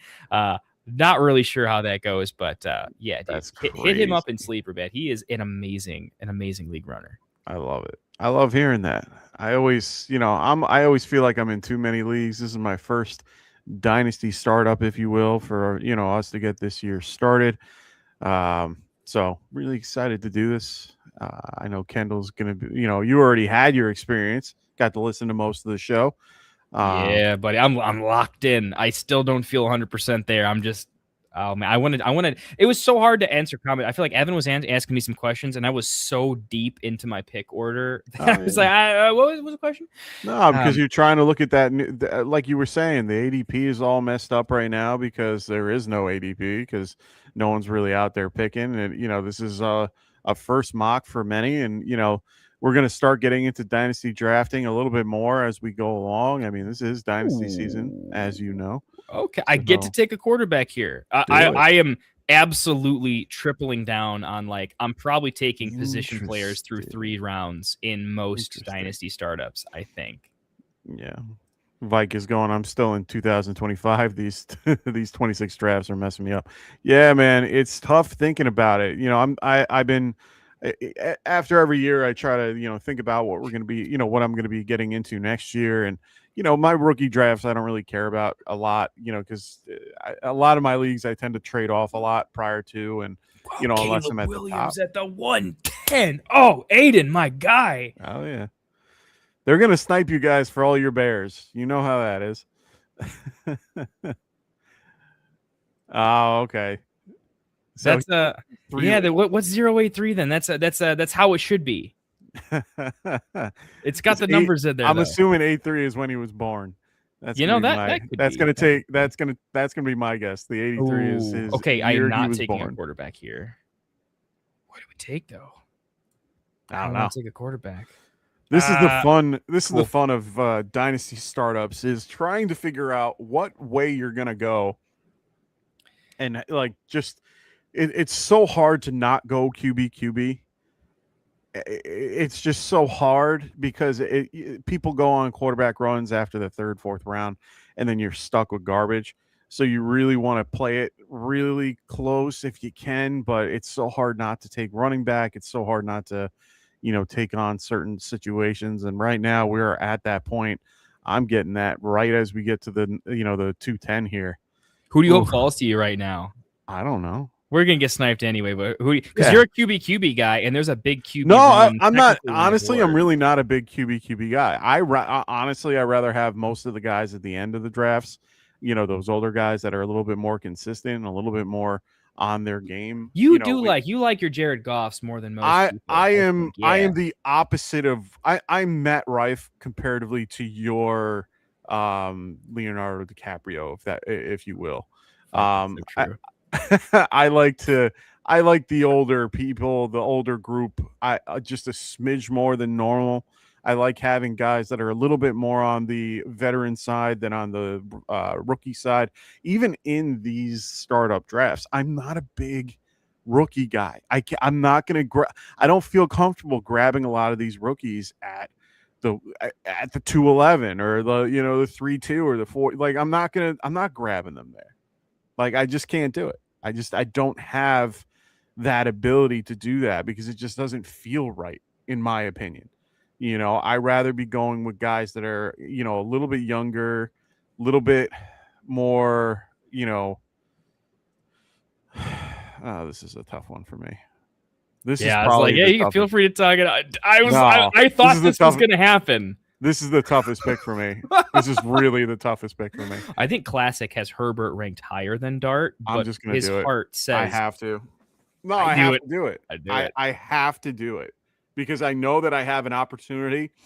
So when I'm at the end of a draft, especially in like the 3 or 2, 1, 2, 3, or anywhere in that that turn, I feel a little bit better about going QB than I do about the concept of actually grabbing, because some people will tend to do, the wide receiver or a running back just to, make sure that they have at least one of the elites because they need that person. And to be fair, I'm like that. I'm a very big wanting to have that hero running back or hero wide receiver type situation.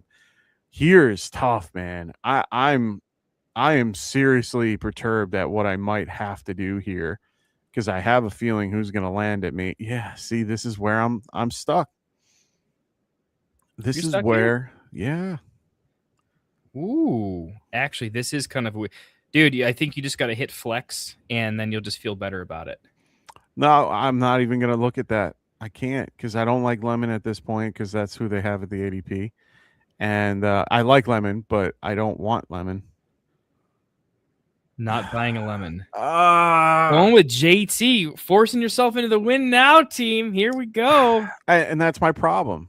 That's my biggest JT problem. is a nice handcuff guy, though. You can't. I mean, I feel like his backup is pretty underrated. Had a rough season last year, but I liked him from a talent perspective. Who, DJ Giggins? Yeah. I like. Yeah, I mean, Giggins. he just never wasn't on the field. They never put him on the field. I mean, they always put Abdullah on over him, and Abdullah tended to get more run than he did throughout the year. So it seems as if they're either trying to hold him back or they're trying to do something else. So, my biggest issue this time of year, especially right now, like I'm going to love doing these after March 17th. Like I'm not a fan of doing these prior to the free agency picks because I have no idea where I'm going to pick certain guys because all these guys, there's a good amount of people on this list that are going to be free agents that I'm just going to be like, I have no idea, but because I know they're going to go somewhere else. And I just don't know where that is. But as soon as Victorious goes, where are the tight ends at? Of course, the top 2 go off the board. Dude, I was like, Vike, man, wait till I make a pick, buddy. Don't tip the cap. I wanted any of the top 3. If I have to take my beloved Bear in Loveland, I will. Yeah, I mean, it really works out if you can get those guys. I mean, the take going at 3 or at 4-3, I like for the most part. It's just according to where he goes. I'm just nervous about his particular landing. I see a lot of conversation about him going to the Giants at 5. I just don't agree with that pick. I would love for Neighbors to have somebody young to be like right there and have that extra wide receiver to help him. But he would have to be developing and it would take him a year or two. Then we have conversations about, getting downs or, alignment. So for the Giants, it's so hard, for that particular pick. And I can't do it yet. Like I don't know if I'm there yet, you know. Hey, We'll see. I hear you. I'm trying to think what I would do with your pick. So QBs. I Are know what I'm close doing for here. you. Like I have a feeling of what's going to happen. I'm thinking of a name. I already know what I'm doing. It's got a lot of vowels. No, I already know what I'm doing. Yeah, I'm glad that it fell to me. Yeah, I was like, I don't want to tip it too much, but like, No, you I'm looked at glad Egbuka, that like, it miles away. I'm glad that it was able to fall in that perspective. I have my other choice that is going to be coming around the bend right here, and I'm pretty confident that he will, unless these two are going to really read my brain here. But I have two guys that I'm really big on that I feel that I'm going to feel it's going to feel good. So we got Red McMuffin. What's going on? He goes, hey, it looks like you're broadcasting in shorts mode. Need full screen. So there are two streams, just so that you're aware. One is in a mobile form, so you'll see a little telephone next to it, or you're going to see one without it. If you go to the one that's without it, that will bring you there. It looks like you're currently looking at it through your mobile. If you're looking at it through your mobile, unfortunately, you don't have any other option because they will only do the mobile move. If you go to the channel and just look at live, you should be able to flip flop and pick which one looks so good. Thankfully, let us know if that works though. By the way, I'm the least tech savvy guy out there, but I'll try. I'm gonna be the first to tell you. I was upstairs while I was getting ready for everything. I was taking care of the little one, and I wanted to turn the show on, so I turned it on my TV. And when I did, I hit the mobile one, and I'm like, "What the hell is this?" I'm like, "I have to watch it this way." And I'm like, "Wait a minute!" And I changed the channel, or I changed the stream, and it brought me right where I needed to be. So that's how I do it. So it's a little nerve-wracking. I don't fully like it, but we try to do it both because it's just a way to help on both platforms, and so you just got to hit the right one, which is it's difficult, and it's all right. Anyway, the guy that I wanted, or at least one of the two that I wanted, I had two in my brain. At least one of them fell to me, and that was Junkins. It was him or Breece Hall. Really interested in what Breece Hall can do on another team, because that seems to be the consensus. He's going somewhere else. Yeah, I mean, dude, I'm stoked. I got him at 5. I got him in the 5th last round. No, I got him. I got Breece Hall 6th last. Oh wow! Well, he went. Breece like 6-6 because I got Mendoza in the 5th. Okay. Although if I had to redo this though, man, I would definitely rather take a position player at 4-4 and draft Mendoza or Love here. So I made a little bit of a mistake. I thought between Rafi, Duarte, and Doc Watson, I'd have a big multi-round QB run. So first mistake, and I don't like Bo Nix very much. So this is painful that I could have had Mendoza. I love Bo Nix. I'll trade you in the offseason. Oh man. Okay. Jeez, I have no running backs. I am in trouble. Well, and as Victorious has said, there's a couple teams that are going 0 QB, which is nice to see. We got at least 2 teams right now, one being his own. Dude, I might be going 0 RB. Dude. I actually love the teams that do this. I mean, it really is interesting. Red Muffin, yes, that worked. I can see the picks now. Thanks. I also am in the middle of a startup like this. Hey, man, love it. Love it. So glad that you were able to get that fixed up and be able to watch us. We're here to help you. So if you have any questions, don't hesitate to ask. This is our first one of the year, so we are flying by the seat of our pants, just trying to get an understanding of what's out here, what's out there, and doing, whatever you need to do. So yeah, Red, definitely. If you're not in our Discord, man, during draft season, like we're one of the most draft centric startup drafts of all kind channel for sure. Yeah. If you're up in the Discord, all of it, we've been known to write several books out there going through pick. Oh my god! Well, I mean, I've been starting to write a little bit. You've been known to go on a little tangent. I can go on tangents if you're going to have to, because you're going to be talking a lot of your Giants this year. I know. I mean, I guess I'm just like, it's the first time I actually get to take him, so all right, I kind of have to. There's a rule if Rome is on all right. I know. I was going to say, that's a rule for you and for Evan. So John goes, we expect Junkins to be back for week 1, that leg break. Yeah, I think he should be okay. Yeah, I think Samson's about to be ready to go week 1, baby. I want to see where he goes. I am so in. I'm a little nervous about the whole scenario, but he's a 22-year-old running back. I feel better about it. Now, granted, I am mostly running back focused when I do a lot of these drafts. So, to be fair, he's not like, I don't consider him my running back 2 at this point, if that makes sense. I consider him somebody that I can use as a person that could do well. Now, I forgot off the top of my head who they pick up this year, the Browns instead of Stefanski. Who's their number 1 now? I just had this. Oh, who did they pick up? And I've been so off the Browns. I know. No, I've been watching. I can't keep up with all these freaking Munkin. Yeah, they got Munkin. Oh, they got Munkin. That's right. Yeah. Well, at least I know they'll focus on the run a little bit, so that makes me a little bit happy. But we'll see how it goes. I love that pick. I was gonna pick Scadaboo was my auto pick at 6'4", but you know the rules. If Rome is there, have to take the Rome. And let's see who also doesn't have a running back. Me, Aiden doesn't have a running back. It's just me and Aiden, I think. You guys are... no, Kitty Fisher. Kitty Fisher's doing 0 RB2. Let's see who can 0 our 0 RB. You guys are going to be losing out on some picks here. Oh, dude, I'm already I'm already gonna tell you that I'm looking down to pick 180s to figure out how the running backs I'm gonna take in round 11, 12, 13, and 14. This will be interesting. I don't like this pick. Oh, it's gonna feel great. You're gonna love it.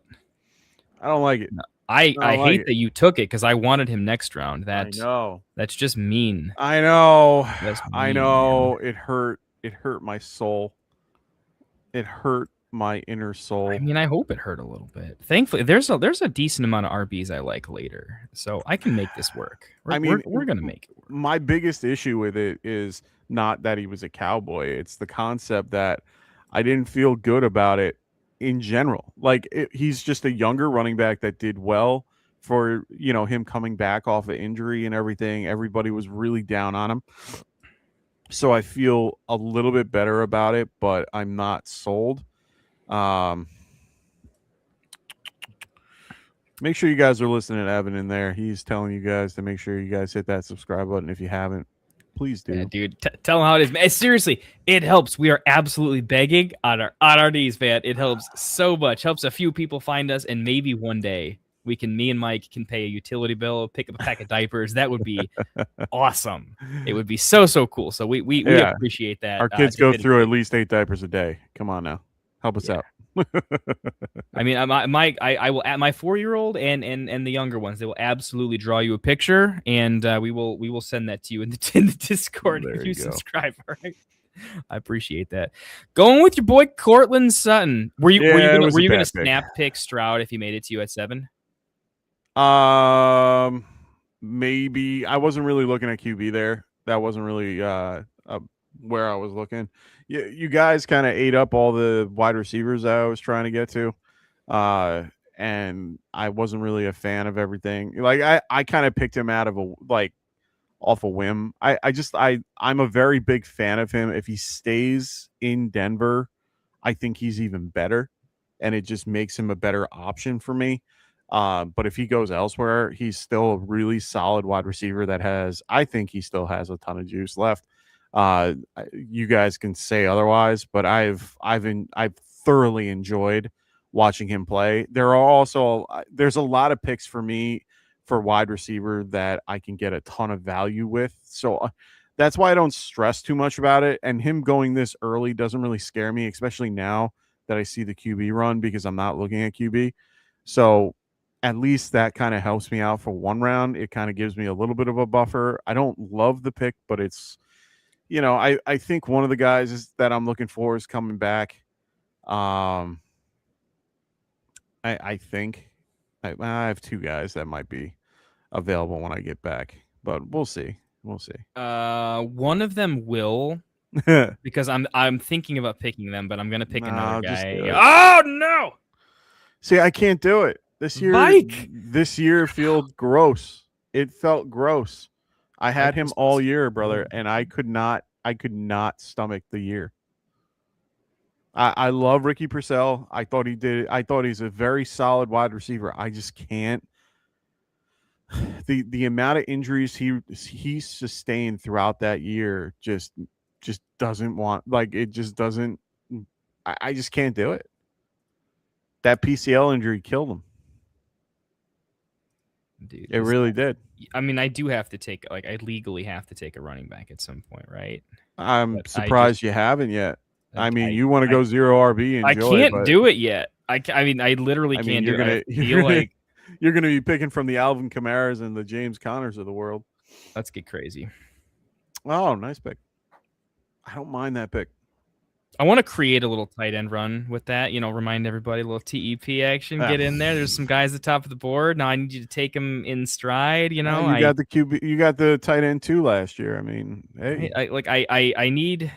I didn't mind Laporta too, but I'm hoping that Laporta, Sadiq, and honestly, I think Kincaid's kind of a value this year. Like, that team is always going to put up 30 points a game, and I feel like Kincaid actually still has room to grow. I've been liking Kincaid in this next range, so I can't draft anymore. So I'm just going to tell you guys who you should pick here. Like, Kincaid's good. Honestly, Gadsden is going. Gadsden's picked 142 in sleeper. You just want this to be a full-on run down so that you don't have to worry about that position. Yes, I absolutely. Guys, get some tight ends off the board. Help me out here, we man. don't need tight ends off the board. Oh man, it's just crazy because I still have to take like another 2 wide receivers, and then it's going to be RB central. I will not take an RB in the first 10. And I'm so mad at myself because there are running backs that I like here, and I can't take it because it would just be stupid to.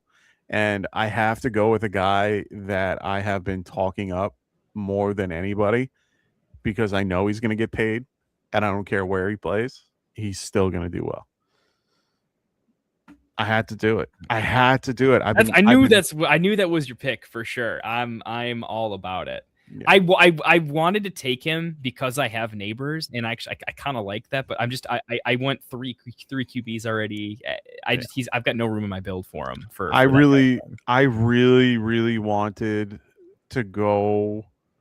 I really wanted to go the Henry route, and like, of course he. You got Herbert too, man. You got Dish there. I know I did, but you know what? It doesn't scare me. It's not upsetting. I'm not like crazy upset at it. It was what I was looking to do. Oh no, you're fine. I mean, look, Sadiq and Kincaid. This is where I have to pivot a smidge, and I'm okay with the pivot because I see a couple guys that's going to make it back to me. I'm just gonna make this pick, Woody, because we don't know what the hell's going on. He's getting priced. You're pricing him right though, right? I mean, he's a decent price. We don't know what's gonna go on with Joe Mixon. I'm assuming that Joe is gonna get cut next year. I'm just not there yet. You know, I gotta look at. Let me look at his situation real quick with his money, because if his money's all messed up, then maybe they keep him. But let me see, Joe. Let's see what Joe's doing. Oh no, they're cutting him. He gone. He does not. He has no guarantee next year's cap number's 10. If they cut him, they only lose $2 million. So he gone.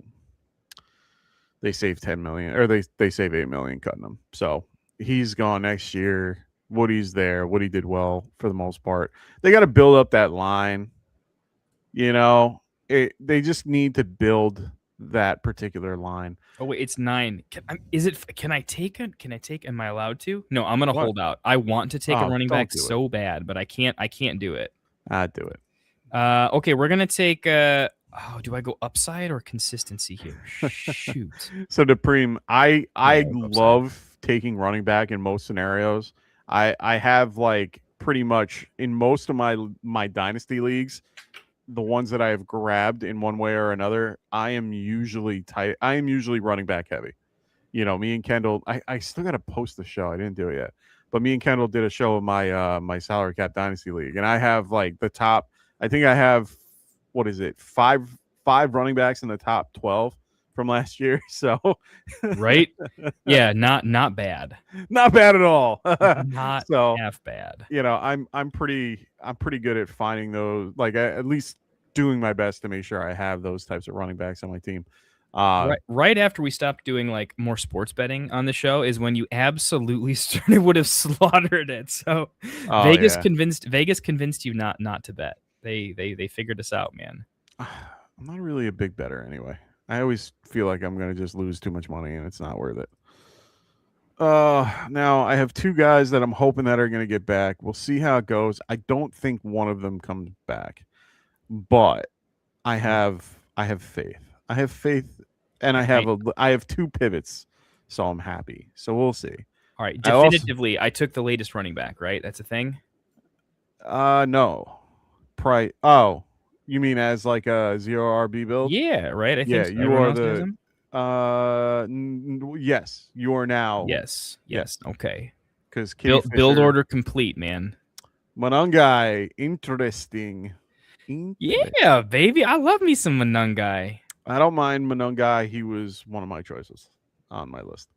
See, this is where things get a little fishy and a little over the top for me. This is going to be a gross run right here. I'm praying what I want happens. We'll see. But I am... Oh, you son of a bitch. I was considering Jaden Higgins over Xavier Worthy, and it's God damn it. Correct. That's I was hoping. He got so close. Dude, he really was did. so close, but yet so far. Screw you, John. Dude, that was a money pick, man. I like that. Oh, that was such a it was right there for the taking. I was so happy. I was like, oh, he's definitely gonna. Son of a bitch. You're killing me. You're killing me, Smalls. You're killing me. Let's see. Is Moore a free agent next year? DJ? Yeah. He's got one more year on his deal. He's got one more. That bastard. Yeah. Let's see. Yeah, but is he in the conversation of being outskied? I don't know, man. I feel like teams that are this successful usually keep it going. And I think statistically, they just don't end up trading the player, right? I think we should, because Burden needs to get on the field more. I don't think we'll run as many 2 tight end sets, but yeah, I think Komet has to go. In my opinion, it's like I want DJ Moore gone mostly for fantasy football purposes. Yeah, cokehead, baby. I had to. I am. Well, yeah. I'm not a cokehead, but I am a cokehead when it comes to. I'm a cokehead when it comes to fantasy. Yeah, Jalen. Oh man, I'm super in on Jalen Coker this year. I think him and Tet can actually make a pretty good 1-2 duo there. I agree. I have him. I have him ranked a little higher than a lot of other people. And I have him on pretty much most of my dynasty teams that I can afford him. He is definitely somebody I enjoy having on my team in one way or another. He is something different that I haven't seen, and he passes the eye test for me. And honestly, to be fair, a lot of times when I'm playing fantasy football, it's the eye test that tends to win over a lot of the other things. Like, I get you can do snap percentages and targets and all that bullshit, and I look at that too, but he is a big part of that, and he's a restricted free agent next year. I'm hoping they keep him. Or wait, what is he? He is a what is an E? I've never seen an E restricted free agent. What is that? On the wow, look at that running back run. Oh boy. Oh, him and Trace Tremaine or Breeson Tremaine. I don't know what that means. Somebody in the chat, if you know what it is, let me know. What is an ERFA? I know what an unrestricted. I know what a restricted free agent is, but I do not know what an ERFA is. What is that? Exclusive rights. Oh, okay. So they have exclusive rights to him. Got it. Appreciate you there, Red McMuffin. I love that name. I think that's a clever title. Chuba, great. Oh my goodness. Last round, Chuba got snuck down to the 15th round. Oh wow. It was pretty great. Red McMuffin, if you have red hair, that will just make your right after. That will just make your whole username better. Oh, it's me. Oh, I get my guy. Thank God. Let's get it. Oh, toot. Little toot. If I get all my favorite like 0 RB targets here, that's super fun, man. I dig it. I dig this build a lot. There it is. Another ginger. We got 3 on the on the show. I love it. Oh, Doc, great pick. That was what I was deciding between. Gainwell, sneaky good, man. Sneaky good. Gainwell could easily hit like the not so much the Chuba pathway, but I think the like how Dowdle came out of nowhere and it's just kind of going to be a thing for like a minute. I think, you know. Do you think they're going to be keeping Rodgers in one way or another? Actually, yeah, I do. Yeah. I only because it's the most Steelers thing to do. Yeah. Right? Like, forget what they should or shouldn't do. Just think, what are the Steelers going to do? Kick the can down the road? Get rid of the head coach. It doesn't matter. The Steelers are going to do Steelers shit. But do you think? See, and this is another thing that I hate of the offseason, because what's going to happen is it's going to be the offseason Aaron Rodgers like carousel bullshit. So we're not going to know anything until much later in the season. He's not going to make a decision until much later. If anybody watched the documentary on him, which I strongly suggest people should do, I watched that thing a couple times and really enjoyed it. It was just a very fun, very enlightening type of conversation that you get to see him in his own element. Now, granted, he's making that his, like, he's the one that is currently making that whole particular documentary. So I understand it. I find it interesting of who he was, and you get to learn a little bit about him. And I don't know. I thought I saw something where I got to understand who he was and what he does and how he does things. Oh, that's not a good one. Oh, there we go. Oh, I can fix it up. We can. No, you're good. I did that before, and I can move us up to the top. Oh no, we're good. We moved it. Perfect. Are you good? Cool. Yeah. But I thought it was an interesting way to look into his life and a way to kind of understand him, even though no one really likes him. But Victorious goes, I think they keep Rodgers and it ends up screwing up Caleb Johnson, most likely. I think it was probably Rodgers and not Arthur Smith keeping him off the field. Oh, 110%. Hey, there we go. Anthony Richardson. I don't mind that as a spicy pick, man. I don't mind it. Get it queued. Oh, my guy. He took him. He was buried. I was supposed to get him. I saw him. What a pick, baby. I saw him, and he was definitely on my radar around this pick. I have to kind of go off script a little bit because I have to. Dude, I love the Coker pick followed by Chimere DK, man. Oh, I know. Man. I love the Trey DK. Harris. What a great pick. I thought for sure I was going to get Trey Harris probably next round. And Kitty Fit, the Malik Willis and Chambliss picks, by the way. I know we're quarterbacks are going later than they would in a real dynasty startup. 100%. Yeah, I would have probably grabbed a QB already. Yeah, I mean, I know we're like rounding out builds and pretending they're all gone, which I totally get. But man, for those that are new to these, most dynasty startups are not 15 rounds. They are normally 20, 25 rounds. So just know that in advance. Yes, indeed. What am I going to do here? Do I just Howard the keys? Come on, right? Will Howard is not ready yet. Chugging. Do I have any RBs left that I care about? Yeah, I guess I got a few, huh? Dude, I guess I want to stop taking running back, but I can't. So he is returning to college for the 6th season. He ended up winning that particular. He won. He won the thing. Yeah, that's right. Yeah, it was some court case, and he ended up winning it. So, I mean, it's dynasty, though. If he's on the board and you're able to get him, and you're getting him this late, who cares? Then you get him for a steal. I don't know. All right, I got to break from the running back and grab my other upstart youngin here. Oh, so yeah, So what's the deal with Chambliss? He goes, if he goes back to school, what do you do if he gets drafted in a startup now? Treat him like a Devy player. I would assume you would. I would think that it would be something I would, as a commissioner, if you're doing any startup now, to kind of make people aware of it prior to, so that it isn't a issue. But if it happens that way, then then they were going to automatically have to put them on taxi or something.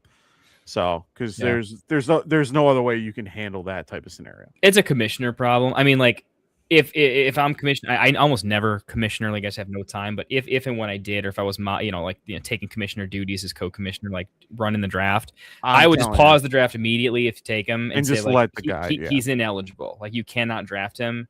I'm not doing a like, oh, but like I want to take him and like, what if I get value on him next year? It's like, it's not a game we're playing.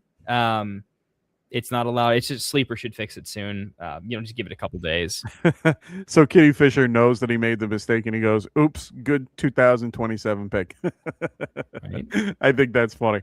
I mean, I agree. It's one of those things that I'm either pausing it if it's I'm pausing the draft if it's a slow draft and just yanking him out and telling him, no, you're doing something else. Or I'm just letting everybody know in advance, please don't pick him. And of course, someone in the league will. It's just part of how life is. Raven goes, as a Ravens fan, I love to see Will Howard. Fair. I'll give you that. Raven goes, take Mason Taylor everywhere while he's still a Jet.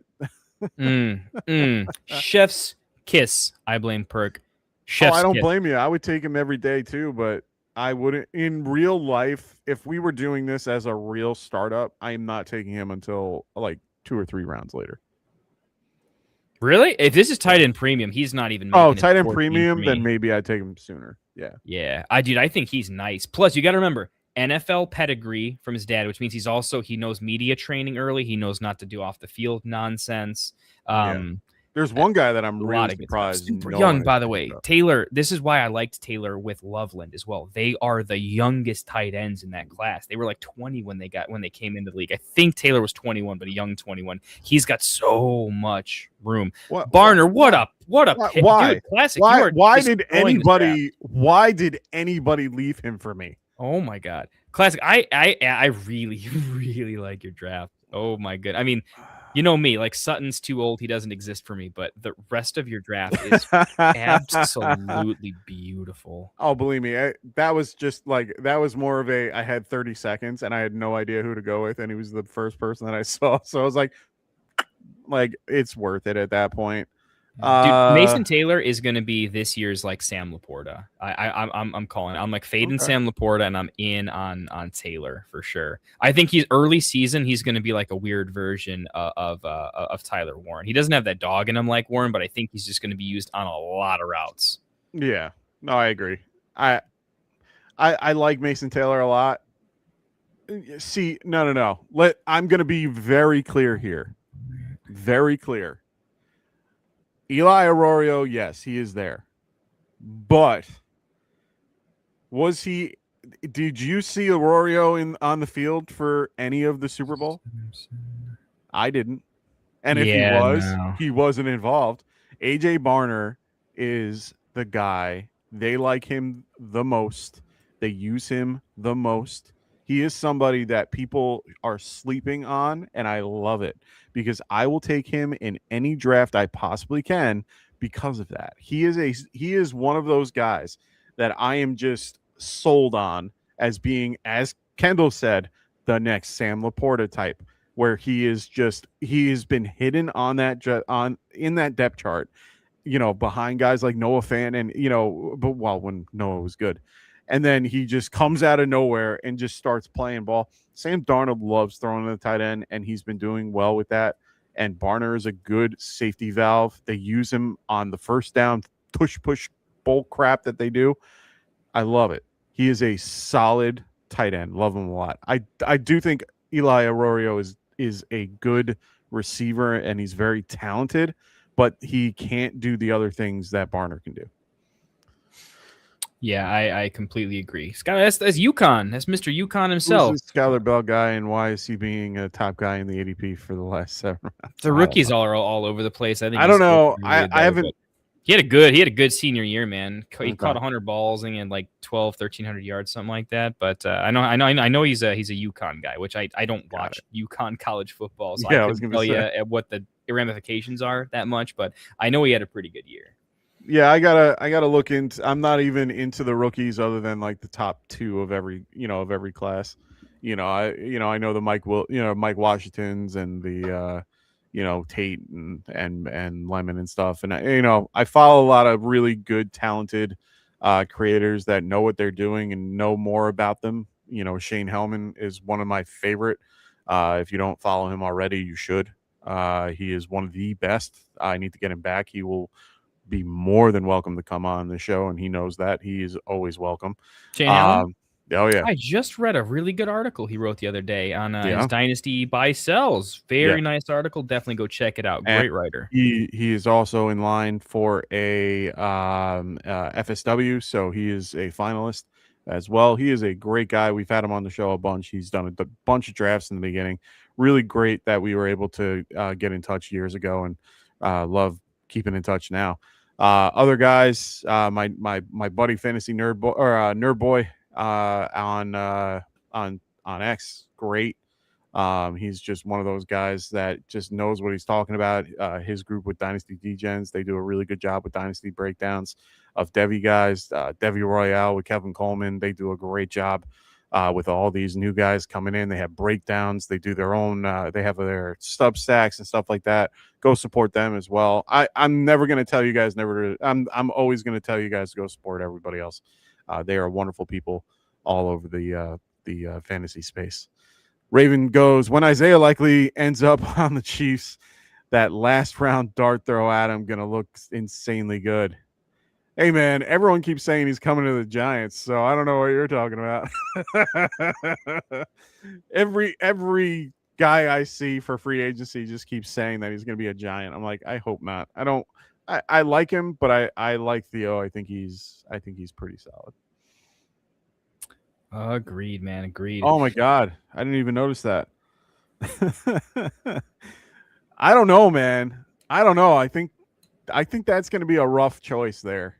I think they're going to have a lot going on with that. With Jonathan Brooks, it's going to be tough. I mean, we'll see. We'll see. I kind of like Brooks as like I don't see elite upside, but I do feel like Brooks is going to play in the NFL. I think he's going to have an okay role. Right. I don't know. I don't mind it. The only thing I would be much happier because I think you can pop him on IR for a while. I don't actually know what happens next year, but there's the roster space. Like there's a chance he starts next year on the pup and stuff like that. So you might get that extra roster spot pick up.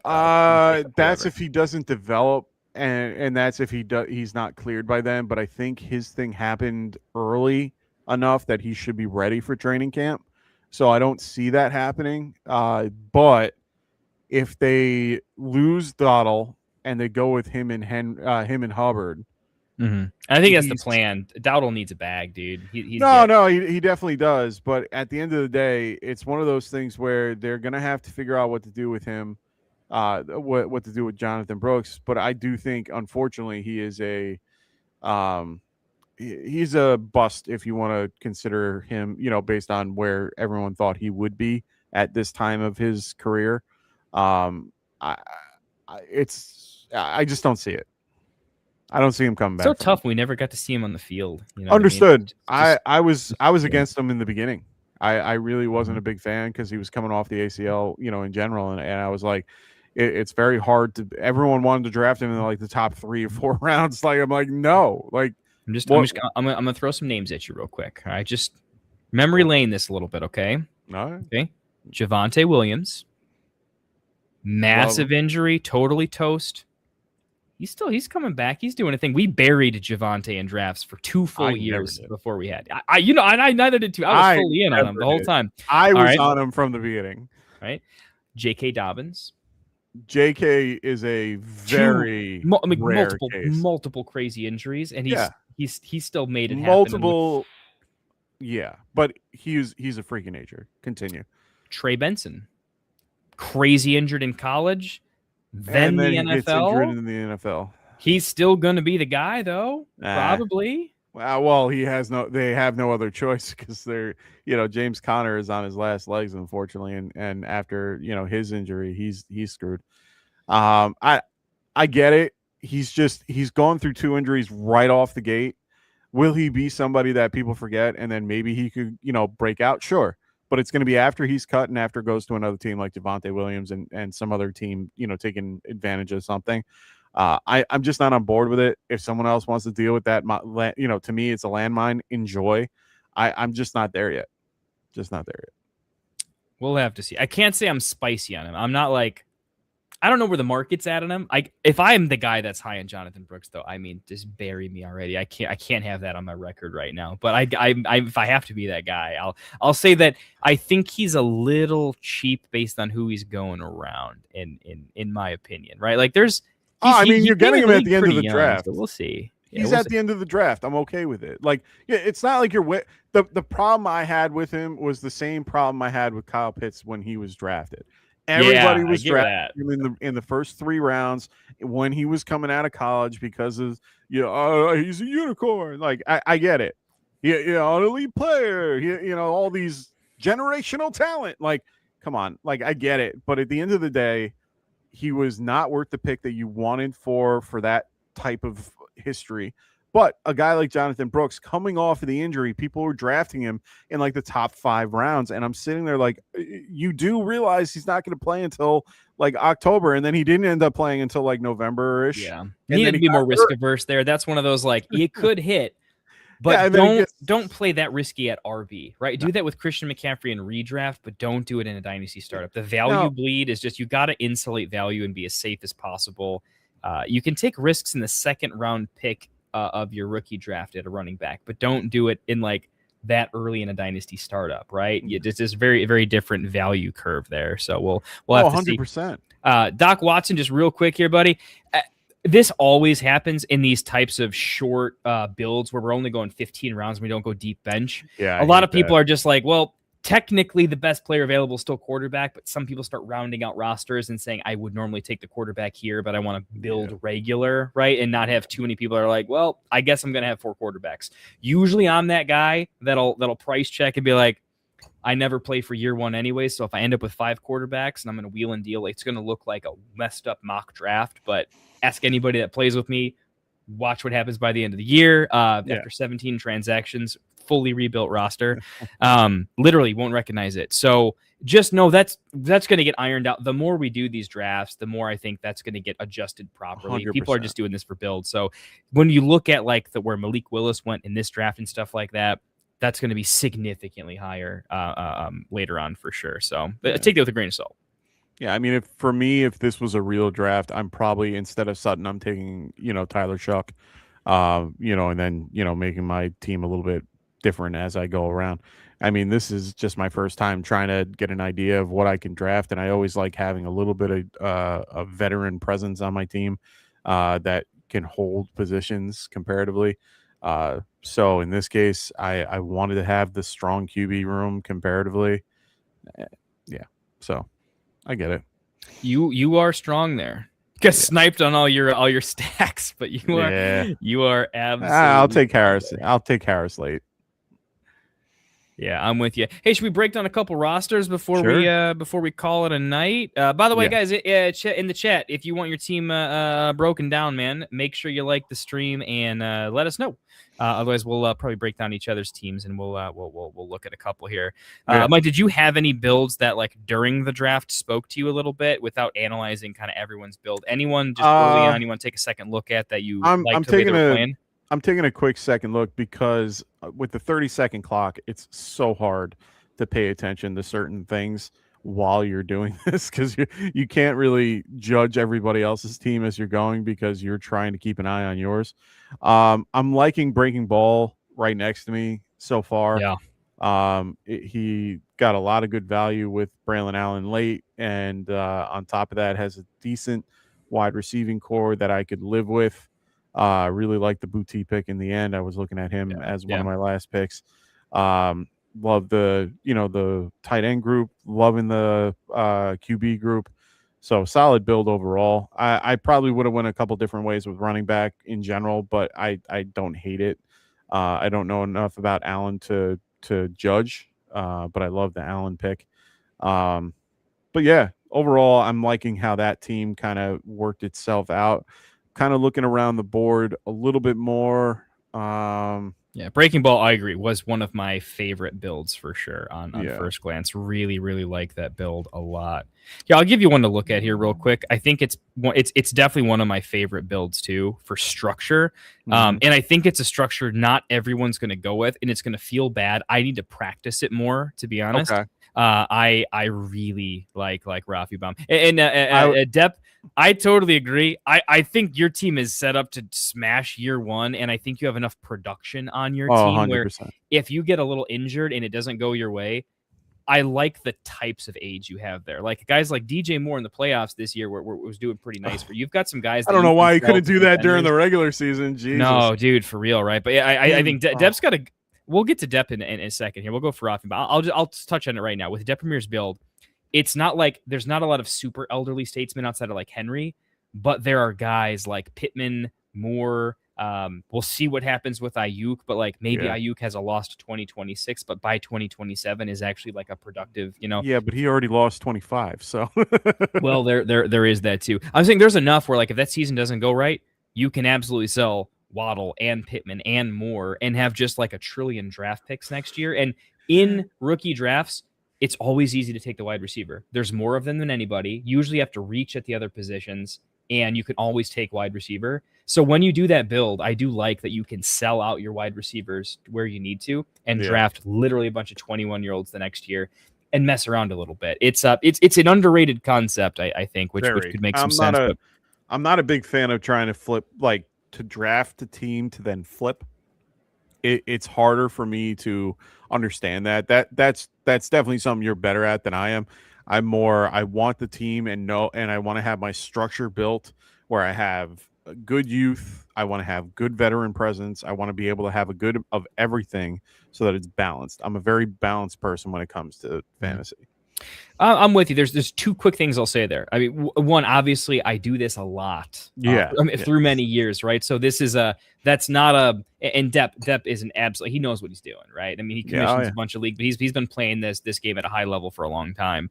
You've got to know your market, your players, and you got to know how to kind of make that wiggle. But there's one sort of social element that I think is interesting when you look at trade patterns in like year 1, year 2, year 3 of a startup league. Mm-hmm. The amount of players that are like, I'll try to go for it this year. Who knows when I'll have a chance? The value you get in selling in specifically year 1, or if you want to call it a year 0 of your dynasty conglomeration, right? Mm-hmm. There is never a more valuable time, right? The shot at winning first just go for like 15% less than they normally would, and the ability to like throw out a first before a game is played to ultimately set up your roster happens much more than any subsequent year. So there's some wisdom in doing it, but you have to come out of the gate storming. If I wanted to quote some movies, half your trades have to be done by noon, right? For those that know, Margin Call. Great movie. Rafi Bomb, break him down though. I am a big fan. I'm becoming a bigger fan of at least Hero RB, but I'm very good. Like I did it last draft where I definitely ended up with 2 elite RBs, I think at Achane and then Brees, which is definitely elite for me, and then was able to touch everything else. The concession was most people, as you said, it's difficult to not go QB or to at least take 1 QB in the first 2 and then kind of quickly grab 3. And this is no QB through 4, specifically hitting on a middle range of 5 to 7. And in my opinion, this is my favorite way to draft the QB position right now. And what it unlocks is exactly what Rafi was able to do in the first 4 rounds. Even if you trade around, switch a running back with a wide receiver, maybe switch Love with Cook and something else like that, right? But the idea of making that happen, I'm a big fan. But what say you? I don't hate it. I right now Gibbs is a solid pick anywhere. He's just too good to not to pass up. I would have probably went with something like Puka there or JSN, just as a just because for this type of format for the context of 3 wide and the 3 wide builds, I would probably aim for wide receiver first and then running back later, because you're still having the ability to get guys like Cook or Taylor, just later, or you want to start with someone like McCaffrey. I don't hate it either way though. I'm a big Gibbs fan. I don't mind Mayfield or Shuck. Love that. Not a big fan of McCarthy. Just not there, not there yet. I'm like I said, I'm not big on the rookies, so I know who Love is, but I don't know much about his situation. Johnson, I don't know enough about concept. I thought he was. I thought they were. Yeah. You want to know something weird? It said KC concept, and I'm like, wait a minute, is that a mistype thing? So. I just thought it was a really weird situation. And then Washington, I know of him. I don't know where his value is currently. So overall, I don't hate the build. I like the way he went. Fannin, you get Fannin and Kittle. I thought those two, grabs were good. Myers is such a solid pick to get him anywhere. The McConkey and the Ted McMillan picks are good too. So overall, yeah, I liked it. I liked right next to him. I like Dutour. I was gonna say, I think you like you like Duarte quite a bit. Yeah, but it's mostly because it's what I like to. It's how I like to draft. I got 2 veteran wide receivers here that are still young enough to produce and has a good quarterback.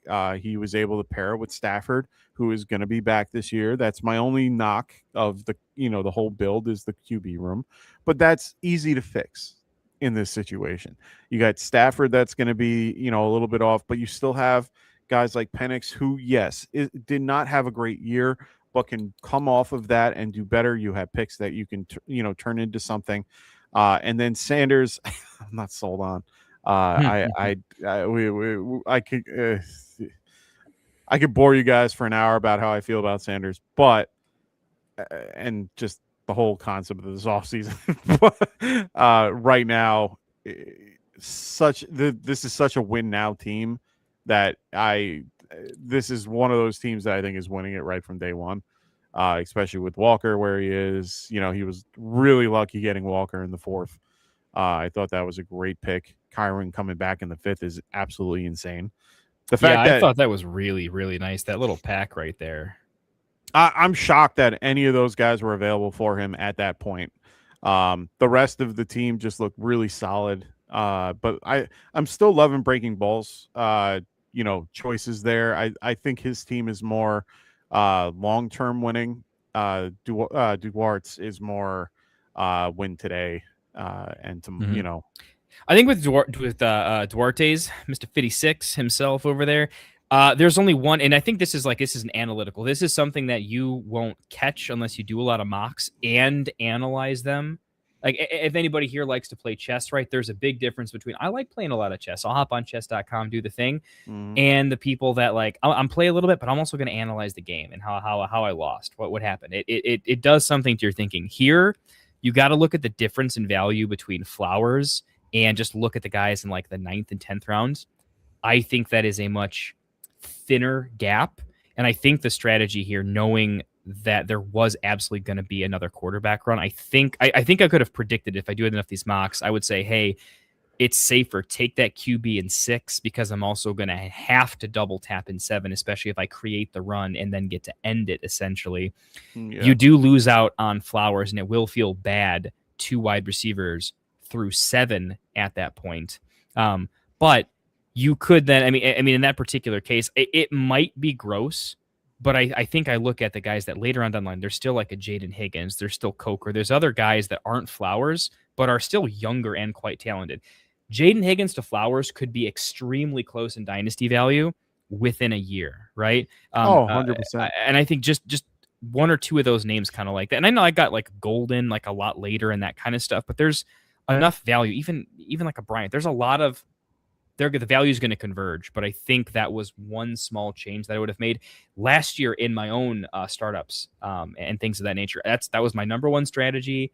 I did a lot of mid-tier quarterbacks, had a lot of Purdy, had a lot of Caleb Williams, had a lot of Herbert. Absolutely smashed across the board. I mean, Purdy was injured, but obviously he took an ascent. I mean, with the way the team is and little weapons. But the idea was you had to make sure you get them a little, like one round earlier than maybe you were thinking. And consistently, there was always, when I was done with that pocket, the value still hit the next couple of rounds. I had enough players that I like. So it took some homework, but I think we're going to find like the specific 1-2 ranges where it's like, if I'm going to do that 0 QB build, you got to know when to take the first one, because you may have to double tap based on a hyper QB run that you yourself will have started. So a couple words of wisdom there. Any of the teams you want to break down? I had maybe one more I would shout out, but I want to throw it to you, see if you see anything kind of interesting. Well, I'm going to answer Rafi. He goes, so far he's found out that good running backs are harder to come by in Dynasty than wide receiver in Dynasty. So in my logical mind of limited Dynasty experience, take the high-end ones first. I agree. I'm not against the Gibbs pick. I probably would have went a different way if this is like a real setting for me. I rather than I had options to kind of go like with Duarte, with grabbing those, really strong options later on. But at the end of the day, it's not anything like Gibbs, who's a lot younger and a little bit, more at a different level than a lot of these guys. I will say, Rafi, I'll just add, I'm like this year in particular, and I think I'm in a lot of Dynasty leagues, trade a lot. One of the things I'm starting to recommend, it's a futures play. It's not a now play. It's not even it could be a next year play. There's a role gap forming at the running back position. There's only a couple of they're the dude for the team, right? And everybody else, like even a Kyron Corum split, right, could become a little more Walker Charbonnet in an annoying way, where their role is just, we have a dope RB room. We love both of our RBs, which is great for the NFL. I think that's a great way to play the NFL. It does suck for fantasy when you are hoping for high-end production and the role doesn't fit the talent, right? So I'm a big fan of when you look at the Bijan, Gibbs, Genty, HN, Hampton, Love. You can throw a couple more guys in there. I would go down a couple more, but getting one of them, I think, is a significant edge in terms of later on. You only have to fix RB2, because your RB1 outside of injury, and you just assume if they get injured, you're done that year. It's fine. It happens, and it happens to everybody. But if you just have to fix RB2, that's a much different problem, right? You can take, even in your trade market, you can just say, hey, strategically, I'm going to take just a crap ton of RB3s and 4s. Through injury, I'm going to have plenty of starts. Through oops, they're good, you're going to have plenty of starts. You only have to solve RB2. When you defer the entire running back position, I did, right? Just for kind of like the build went there. The chances that if I decide I want to win in a particular year because I'm set up for it, I am going to have to overpay for a running back that won't even be on my team, right? The amount of times I see Dynasty teams have to pay a second round pick for like a David Montgomery this year, who's just toast too fast. Or I'm trying to think of some of my own picks at some point in time that worked out, but they were just not good. The Aaron Jones pickup, if you need to, that kind of crap where it's like you're burning that pick. If you get that elite running back, hero RB, as they say, and you can properly, efficiently solve RB2, you're gaining a second or a late first back for free in non-overpayment later on, right? So it's like future value. You're protecting bleed. I think there's some wisdom to it. I don't know if you can go as strong as the double hero RB, because actually that's introducing maybe a little bit of additional risk too, because it's the most injured position in fantasy. But to Rafi's point, I think there's a 101, 102 take to that, which is like, hey, from learned experience, I just missed having a running back. But I'm seeing in a lot of channels, a lot of folks that are heavy into the Dynasty, that's becoming a thing because running backs vaulted back up in value in the Dynasty market when it was super trendy for a couple of years there to just fade it entirely. As a community, if we like running backs more, we should draft a little bit more, even if we plan to sell them. Yeah, fair enough. I think the other team that, after I keep looking at it, is John's. I was going to say, I'm glad you picked John. That's the exact one I said. We cannot move past John's build because it's really good, man. I like the build. I would have gone a different way than Jalen Hurts. I'm not a fan, but I could go a different way with the QB at that point. It's just for some reason I'm just not there. But everything Just else, replace Hurts with Herbert. yeah. Mentally Well, pretend that's the case. I wouldn't even go like Mahomes or Herbert. Any of the guys that went after Hurts, I'm pretty happy with. In that in that realm. So Mahomes, Herbert, Dart, even Trevor Lawrence. Like I'd be okay with those. I'm just not a big fan of Jalen Hurts as a whole. I have him really low in my dynasty rankings. At this point, I loved it because it was Bijan, and then you have the Nico Collins pick. You have good old Bucky right there with T. Higgins and Scadaboo, who you got. To me, you got as a steal. The fact that Scadaboo didn't go above Irving is kind of, that was insane. Like I think Bucky went late and Scadaboo went late, and it completely made his build. Like if he got screwed at those positions, well, you could if Bucky gets sniped, he can still end up with Hendy or Brees Hall, or Judkins, and I think it's fine. Oh, 100%. And the Scadaboo pick's big though. He misses out on Scadaboo, huge teardrop down to Javonte, Etienne, and Harvey, in my opinion. So I think that sealed the deal in this build. But even if you give him less on that one, I still think the build made up for me. For me, it's 8, 9, and 10. Rounds 8, 9, and 10, and having QBs done, that is the best pocket. Oh, 100%. Like, I want wide receivers there, and the fact that those guys are there, I think that's where the build came together, is he was RB heavy and then did not get punished even a little bit. And tight ends deep this year, so the fact that he still did fine. I mean, I'm not a big Njoku fan, right? We could talk about the later rounds later on, but no, I don't. Honestly, I don't mind what he did, except for the Trevor Ferguson pick. I understand Trevor Ferguson's a great pick overall. Like he's a solid tight end, but I would have maybe gone the Barner pick. I would maybe gone to Theo, or I would have gone a different way to guys that I know that I'm a little bit more understanding that could be the guy, because Parkinson did a great job this year in the Rams offense. So, and as much as they want to involve Ferguson, I mean, geez. It's going to be that difficult. But Njoku is going to go somewhere where he's going to be utilized. There are tons of tight end spaces that need to be filled this year. I'm the spicy Ferguson guy, by the way. I like him. I think he's nice. I think he's a solid guy. I've watched him play. He definitely meets the eye test, and he did a really good job with Stafford this year. He wouldn't have been on the field otherwise. So I'm all for it. I get it.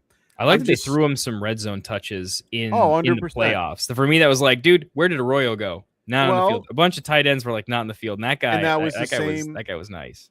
And that was the whole point. Like it was crazy that even happened. Njoku, I like, even though now he's a free agent and they have him as a Brown, but the fact that he didn't say that he wasn't coming back, so I get it, but he is one of those things where I feel like he will be a steal for a team that will utilize him a little more. He can maybe go to a place like Kansas City or another place that would be. I was just thinking, man, you know that's the dream. Man. Yeah, but you know what? They really do. They really like Noah Gray over there, and I think that they are pretty content with him that to relieve Kelsey when he leaves. So it might not be him. I think everybody wants it to be that way. I just don't see it yet. It's just right now it's trying to find the tight end landscape. Is they do list Travis Kelsey as a unrestricted free agent, even though he's going to sign somewhere. Yeah, I like Miami a lot. I think Eagles? Njoku could Goddard? be nice in Miami. Wow, I don't even realize how many guys are on contracts or on free agent list. It's Kelsey, Njoku, Goddard, Hill, Higbee. Okay, so if Higbee's gone, that helps Travis, so I like that. Zach Ertz, he's dead. Pitts is going to come back. They're going to re-sign him. Zach, your wife is a absolute 11 out of 10. Go retire and have fun, man. Yeah, enjoy that piece of BS. But I'm not a big Christian Watson fan, so I didn't mind that pick either way. But it was one of those picks that I'm like, I'll get over it.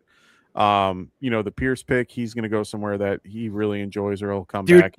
I think Pierce is getting the bag, dude. Everybody thinks so. Everybody wants it to be so nice. Believe me, I'm on Giants X all the time, and unfortunately, too many. I've seen pretty much every free agent is going to be a Giant. So I've seen him on the list. I've seen Likely on the list. So we're going to be getting Letterbound we're gonna be getting Letterbaum, Pierce likely, and that's how people think it's going to go. I'm like, no. Let's be clear. We're going to re-sign Wando Robinson. We're going to sign Letterman, and then we're going to just deal with what we have to deal with otherwise. So we'll see. But I didn't hate the Warren pick here and the Stevenson pick. Stevenson is very underrated. I honestly am very shocked to see how that all went and worked itself out during the playoffs. I'm very happy that Stevenson got the opportunity to run the ball as much as he did. So I'm really liking the Stevenson pick. The Evans pick, he can go. He's probably not going to be in Tampa next year. He's probably going to be moving on. So we'll see how that goes. But I love the Higgins pick because you sniped the shit out of me. Yeah, that Higgins pick was pretty nice. The Watson, Pearson, Higgins block feels this whole grouping I like. And honestly, you could have gone any different way that you wanted to, but I think you hit on all three of them, and there were so many options in that particular grouping. You know, what I did with Wandell, even Mike Wilson, the DJ Moore. There was who else was around there? Worthy, Coker, like you had guys that I was looking at that range. Yeah, you had so many guys that were available to you, and you did a really great job with hitting on all those. So I really enjoyed just his draft here. I think it's going to be a fight to the death between John and Duarte. So at this point, hey, Perk wanted a 30-second rundown because we got to get out of here. Sure. Did you survive the double?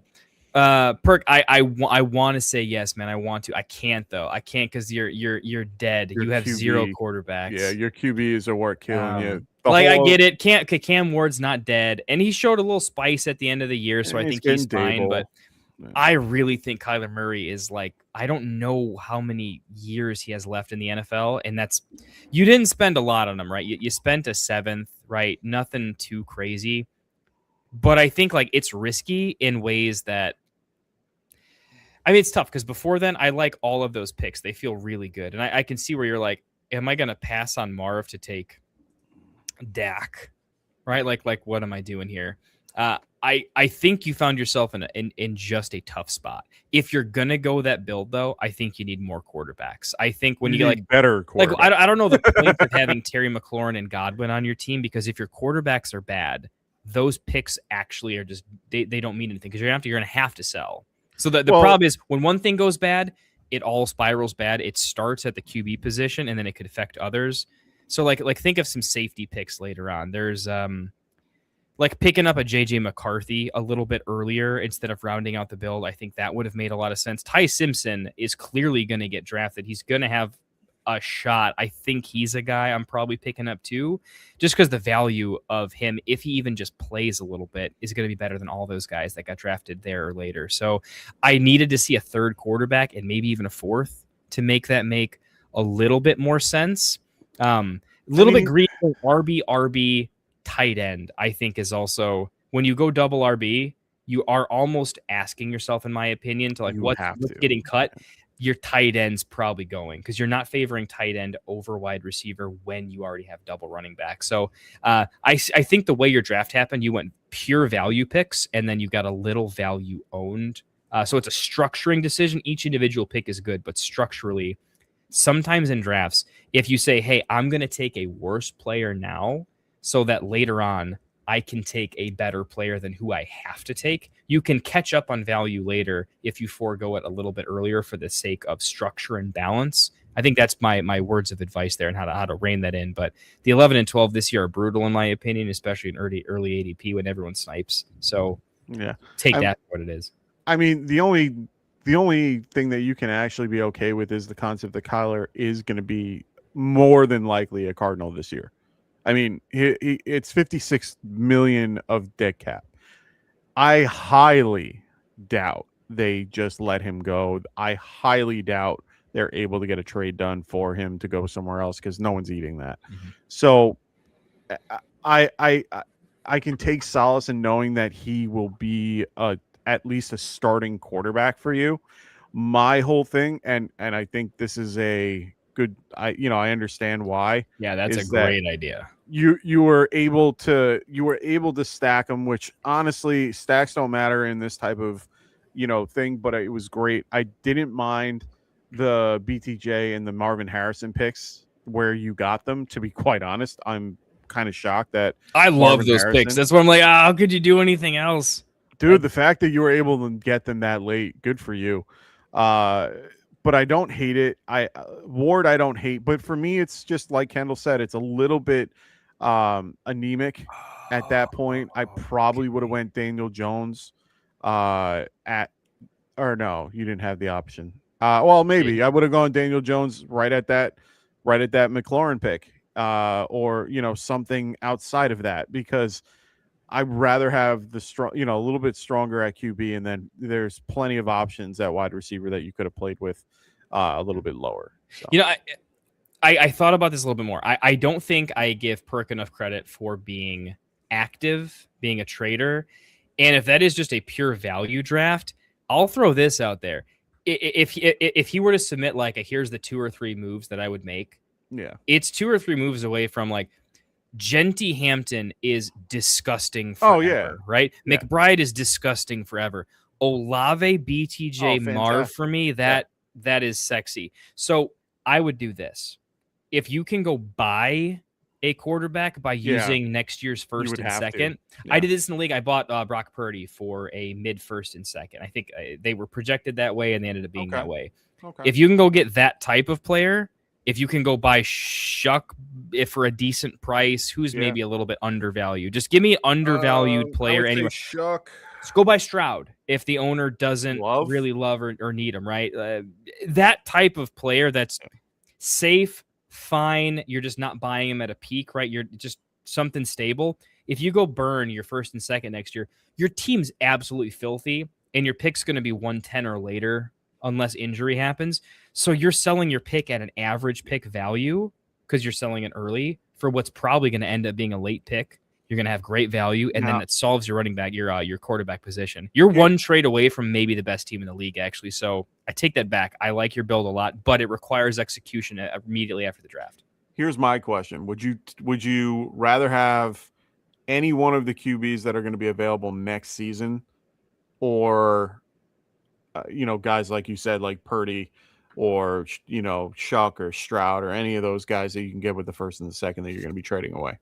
It's a tough question. Initially, I just say Purdy for one very simple reason. Fair enough. I don't he's know. Stuck on a team for the next 5 years. He's already. I don't know where those quarterbacks land. That's kind of my point. Yeah. If you land in QB hell, I think they're all QB hell.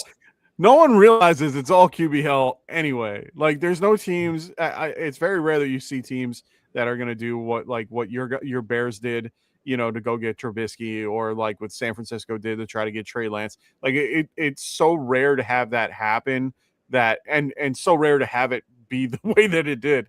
Right. So, I mean, in my opinion, regardless, QBs are always going to be those rookie QBs are going to the worst teams anyway, overall. I mean, you're seeing Mendoza most likely going to the Raiders. Like, and I don't see anything special about this QB class anyway. I don't see anything special about most of this class. I think there's only 3 guys that are even in one way or another even worthy of wanting to draft in one way or another. And that's Tate Lemon and Love in one way. So it's one of those things where you can get value later, but you have to hopefully hit on these guys for that to have anything. So I don't know. I don't think any of this class is as good as classes from previous years where we've had like 5 or 6, or more come out of those classes. I think this is a very quote unquote weak class. I think this is more of a defensive type class and a more of a offensive like line type class where there's a lot of depth at those positions. And I think teams are going to load up this year at those positions. So. I'm going to get you excited about Mendoza. I mean, I'm an IU guy. I'm not there. I'm telling you, Mendoza is a little mini. He's like a poor man's Drake May. Yeah, that's what I keep hearing. Dude, he's so nice. He's actually got some similarities to. He doesn't have the arm that Justin Herbert has, but he has the same kind of brawn, height, size, right? I've heard some comps to Matthew Stafford just from a stature perspective, but he's got a little bit more legs to him. Hendo went at 4'11". 4'11. Yeah, interesting. Travion, in your opinion, Travion versus Breece Hall. Are you on Travion, or is it like literally splitting hairs? I'm almost on Breece Hall over Travion. I think I might be. I'm doing Breece because I think in one way or another, even if he stays, which I doubt, even if he goes someplace that's worthy. I mean, I'm looking at everything here, and the only places that he could maybe go, the Saints, the Minnesota Vikings. I'd prefer him there. Of course, Kansas City, who wants him bad. You know, I've already heard the stories Casey there. would be great. I'd love him in Houston. Casey, I think everyone would love, or even Arizona. Arizona's not a horrible choice as well if they want to go down that road, but he would probably be on the lower end for me, and I'd probably stick with Hendo. But in this case, I'm going to stick with Hall because I think he's more talented. Yeah, I kind of agree. I like, honestly, I feel like the Saints low key get like kind of good if they have Breece Hall. Like I would be all over. I'd be pretty into that. I'd be so thrilled, and it would just make my day if that happened. Yeah, I like that. I want him on Houston. It's no offense to Woody Marks, but Woody, you're supposed to be a third down back anyways, dude. That's what you were drafted to be. Yeah. You doing this Woody thing that you're doing right now, it just clearly showed you're not. I'd be all for him going to Houston in a heartbeat. But Houston the could have problem, some Super Bowl odds. Stroud getting good at the same time that the receivers Houston's issue is their line. And they need to do they did something stupid after they did very well going to the when they went through the playoff run with Laramie Tunsil and did so well with Stroud. I mean, Stroud looked like an elite quarterback. Then all of a sudden you trade away your offensive line. You trade 3 of your 5 offensive linemen or release them or whatever, and then went and got other people that were 3 tiers down. And it doesn't make any sense that you would do that. And then all of a sudden you start seeing him struggle. And it's like, wait, you didn't think to get an offensive line? Like, now they're going to have to build it from the draft. They're going to have to try to gain it in free agency. They're going to be involved with trying to get Letterbound and a bunch of other guys that are available. But this year, I see a lot of linemen being available that people are going to, start running towards. So yeah, they should. In that interior line is it's a nice class for it. They don't have to do anything on defense. That's the crazy part. They have nothing they need to do. They have a young group of guys on defense that they don't need to fix. They just drafted a whole bunch of wide receivers, and they drafted they did real well on all these other things. And yet the only thing that sucks on that team is their offensive line. Fix the damn line.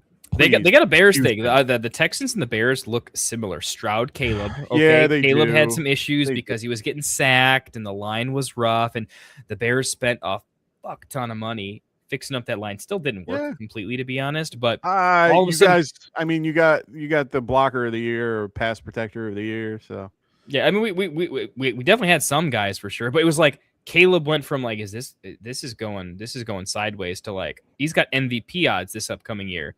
I think Stroud could pull a Caleb if they get the offense figured out a little bit. They're not too many pieces away. Wait, how could he pull a Caleb? Caleb's trajectory was not good, mostly O-line related. You could see the talent, but the team was taking him down. I never liked the play calling from Houston. They didn't have any blitz beaters. So I think Stroud can have that, like, it's not good, but boom. Like, fair enough. One of those, the team's talent is actually in the 90s, like if we're talking Madden, right? It's just really good. So. I love this. Raven, I agree. I want him to come. Yeah, I think he's going to come, but I want him, like, it's one of those, like, I really hope it happens, but I know in my heart of hearts it won't. I'll take Ricard and be happy. Fair. Mr. Bakeslaw goes Breece Hall and knee injury. Yeah, he likes him a little bit over Hall. He goes, Hendo is hungry to prove himself like Gibbs was his rookie year behind Monty. Understood.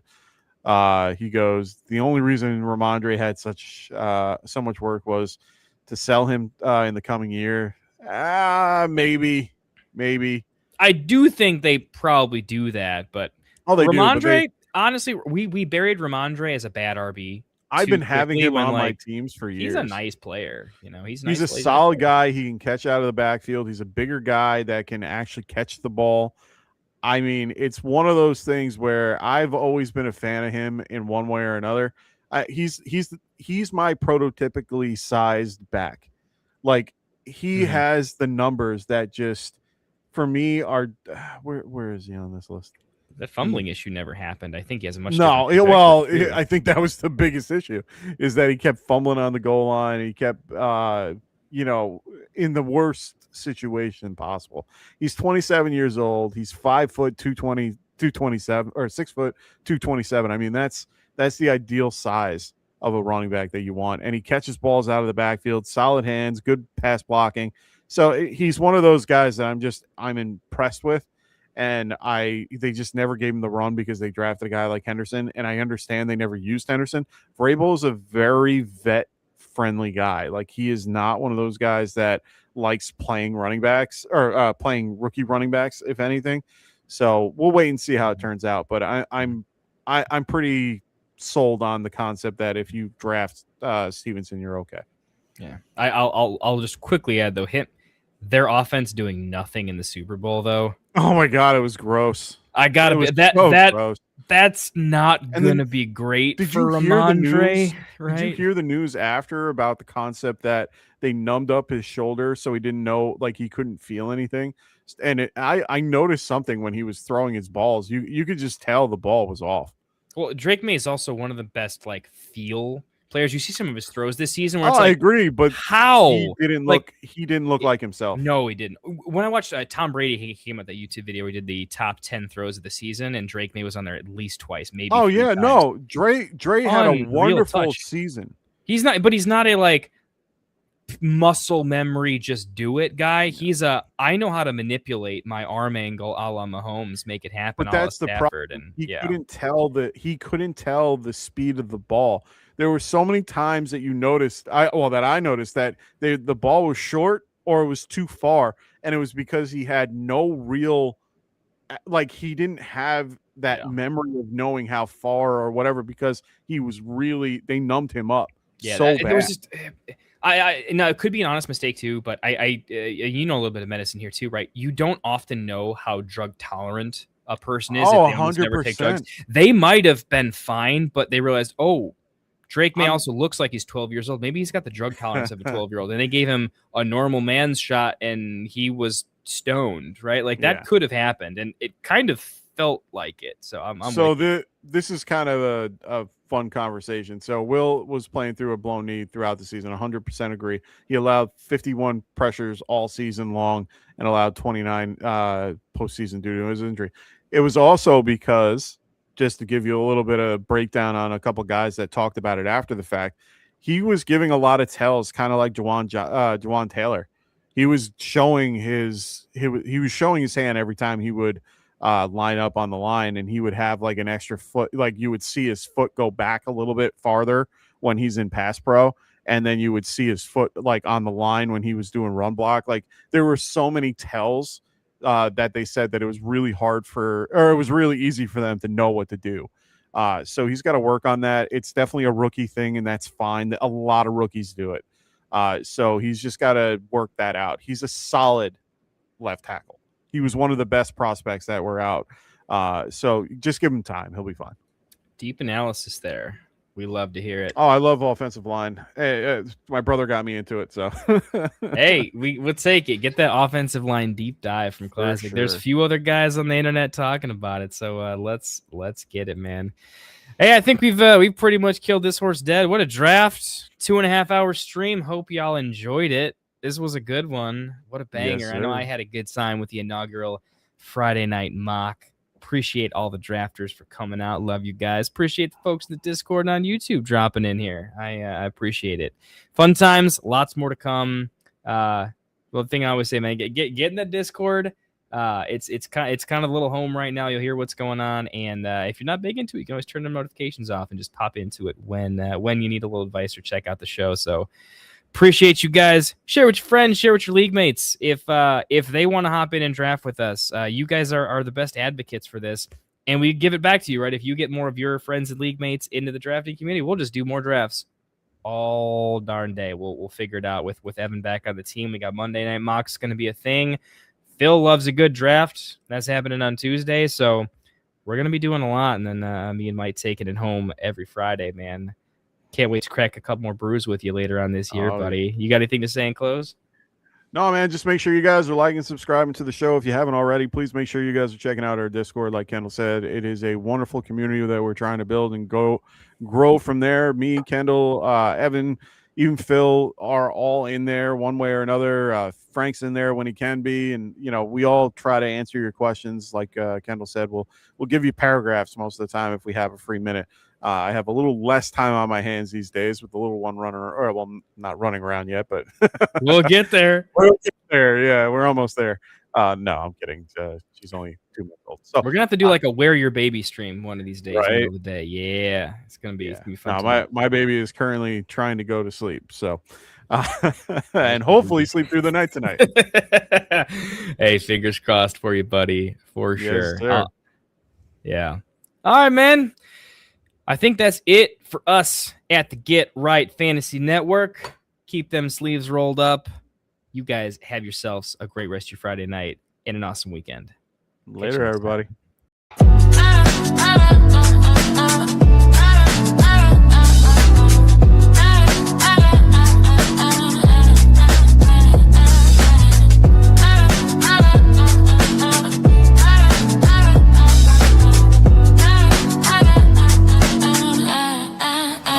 You're tuned in to Get Right Fantasy.